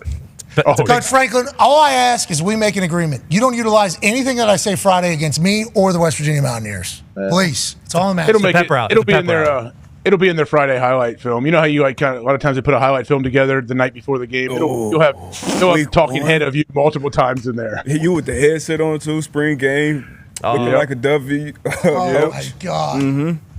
Can't wait. I mean, universe ball. What are we even talking about? See, that's the thing. I was just thinking about it, but this ball feels extra slick today. Well, that's what you got. That's what you got all week. Hoop looks a little smaller. What if you make it though? If you make it, they're winning. What do you mean? What if? Hey, James, sorry about it, pal. GG. You didn't say what the ball was for, though. All right, so we lose first half, but wait till you see the second half. Second half. Yeah. So then overtime because we did so good. If it's an air ball. No, it's not. Oh no! Wait, this is. That's a bonus. 2-point conversion. That's the bonus. That's the second half. Yeah, that's the second half bonus. If you do remember. Okay. Yeah. Yep. You're right. It came back. And that's all that matters, boys. Sorry about it. Yeah. Woo! Comeback. Put that on the bulletin board. Holy shit. We're sorry, Coach. I mean, and just wait till you see whoever West Virginia play. I think they play FCS Northeast week 2. Which tough squad. Which I'm gonna say terrible things about them. Same thing. I don't want to. Damn it, I don't want to. Those boys can play. There's not a lot of people saying good things about West Virginia either, Coach. You know? Actually, nobody. Ever. Yeah. It would be cool. It would be cool. It would be cool. I think there's going to be some surprise guests on Friday. Okay. Okay. Some West Virginia legends are going to stop. So they're saying biggest week one since '98. Home opener. Biggest home opener since '98. Weird because they're not ranked, and you guys were like gonna go. Yeah, but we always played like Eastern. You guys didn't have any big like early games like that? Nobody would schedule us. We were one of those teams that like people would. You know. Stupid. It'd be stupid to schedule. You're right. Yeah. Yeah. Those first opening weeks, it was. I wouldn't punt till like fourth quarter, like because we got our fifth stringers in or whatever, you know. But I would kick the entire time, and then one of the games, I had an 8-yard punt. It was the only punt of the year, so because of the game. Oh yeah. So going into week 2, I have an 8-yard punt average. I think I was like, maybe I had one more. It was like a 20-yard average, and I was up for the Ray guy before the season started, and then that was tough to look at all week. Yeah, that didn't help. Can I get another opportunity, please? Can we fucking stop scoring? Hey, Pat, can we please just take a knee in the third quarter at least whenever we're up 100 if we have to do this entire thing? But yeah, first week was always stadium would be empty by the second half. You know, this thing's over. Daytime game. Those were the worst. Just got to last. We got to survive through this. Yeah. Bring your own juice. Yeah, that's literally what those were. Because it was packed at the beginning, you know, because Pat and Steve sold out everywhere. Pat and Steve sold out every stadium. I mean, that's just a matter of fact. Everywhere we went, sold out. But at home, they used to get free student tickets. So the entire top level and then the bottom level was students. They get free tickets. So at halftime, and our parking lots were a good time. I mean, the parking lots are a very good time. So halftime, they go out to just go refill because booze wasn't available in the stadium. And then we're up 35. Is anybody going back into that place? No. So second half was always just like, all right, just us out here, boys. Everybody else is literally right outside of the stadium. Can hear them. Something would happen, you'd hear like a reaction from outside. That's what it used to be. But I think this time, it's a noon kickoff in Morgantown. That place is going to be raucous. Yeah. Friday should be a lot of fun. Can't wait. We're off Wednesday. Got a thing. At a place. Yep. That's exactly what it is. It's a thing at a place. Yeah. Got to think. Exactly what it is. Taking a field trip. Team should take a nice field trip before the season starts. Should be fun. And then Friday we're in Morgantown, West Virginia. And I'm not drinking ever again. Can't. You got work Saturday. Okay. Can't do it. Can't do it. Can't do it. You see what happened to my liver there in London? Yeah. Or Dublin. I'm sorry. I fucking called it the wrong name. To what happened to my liver there in Dublin, I think it is oozing through my body still to this day. Oh, yeah, true. Without a doubt. No doubt about it. No. What is that red thing they gave me that wasn't water? Yeah, red ale. It was. It was not red ale. It was. It was called a dilute or something like that. Yeah, Maylute or It was like, remember you used to Mead? squirt Was those it things mead? in the water to flavor it? What were those called? Miyawadi, or it was called like a somebody tweeted me about it. So it wasn't a red ale. It was not a red ale. So it wasn't beer. No, I think they were trying to give me like electrolytes with water. Smart. But I think it's its own drink over there. But I seen that thing. I'm not drinking. It was like lukewarm. Yeah, what were those things you used to squirt in the water? You had to run that through. Mio. Yeah, it's like one of those. Is that thing beeping again back Yep. there? We got a beeper back there. Jesus. I was in here yesterday trying to sweat and get some things together. And all of a sudden this thing just started beeping back there. I'm like, all right, I'm going to figure this out. And I remember, I don't fucking know what any of this shit is. New battery. We need a new battery back here. There were so many wires back there. Oh, my God. Double A or? Yeah. Oh, yeah. It's like a massive rack battery. Yeah. That's terrible. It's very loud, too. Yesterday scared the shit out of me. I was just like sitting there. I was looking at something, and then it started beeping. I'm like, is that a fucking... Someone sneak in here, put a bomb in. Somebody's going to blow up the Thunderdome? Bill? Shaved his mustache, AJ. Yikes. Oh, why? All right, Bill. If this one goes in... Well... Grow that motherfucker. No, if this goes in, he's got to be completely bald rest of the year. Eyebrows, too. Yep, whole thing. Yep. Yeah. Bill, we need you to agree to that, obviously, because you're shaving eyebrows. This is a big deal. Yep. But he looked good with a mustache. Yeah, great. I mean, mustache community is pumped to have him, and now he's not welcome back. He went from Leo to basically a naked mole rat. Jesus. Oh. Leo DiCaprio, did you say? I'd like to disagree. Look at the meerkat just popped his head out. Hey, Bill, he looks good. Bill looks good. Bill, you're very handsome. We all agree. If this goes in, you'll shave every hair off your body for the rest of the year. All right. Need you here. Oh, look at it. That one doesn't count. That was a warm up. No, it does count. Ready to go, Bill. Grow that mustache back, Bill. You got a good mustache, dude. You got a good mustache. Great. He's not welcome back. All right, let's get out of here. We got a big one tomorrow. Holy shit, tomorrow's a big show. Fucking massive. Can't wait. Did you hear about tomorrow? Can't fucking wait. Oh, he heard. He knows. Yeah, you know. AJ, did you hear about tomorrow? Can't wait. Absolutely. Oh, you know. He's not gonna be able to sleep. Won't be able to sleep. Probably. Same. Gumpy, have you heard? Have you heard back there? What's that? No foul. Hey, we got time to grow. Yeah. We got time to grow. What I missed? Sorry. No, it's not about what Don't worry. you have missed. It's about what's coming up. What you gonna see, brother? Yeah, tomorrow's about to be just a fucking. How'd that happen? What a program. Oh, I actually have heard. My apologies. Oh, he has heard. Yeah. That's not it. That's not what's happening tomorrow. That's not what's happening. Well, you're not supposed to look him straight in the eye. What are you doing, Tone? Tone's so disrespectful. What are you doing? Why can't you look at him? That is not what our program is. Okay. Bill. I don't get it. Bill, we love you, Bill. Bill, that's fucked up. That's so scary. That's a scary shot. What is so scary? What is everybody's deal? Tony. It just is. Don't. All right. We'll be back tomorrow. Why don't you guys practice what I guess I preach? Be a friend and tell a friend something nice. I did. I told him his mustache looked incredible. Told him his bowl of shite smelled good this morning that he was eating. He does eat a bowl of shite every day. Thank you, Bill. Love you, Bill. Boy, Bill.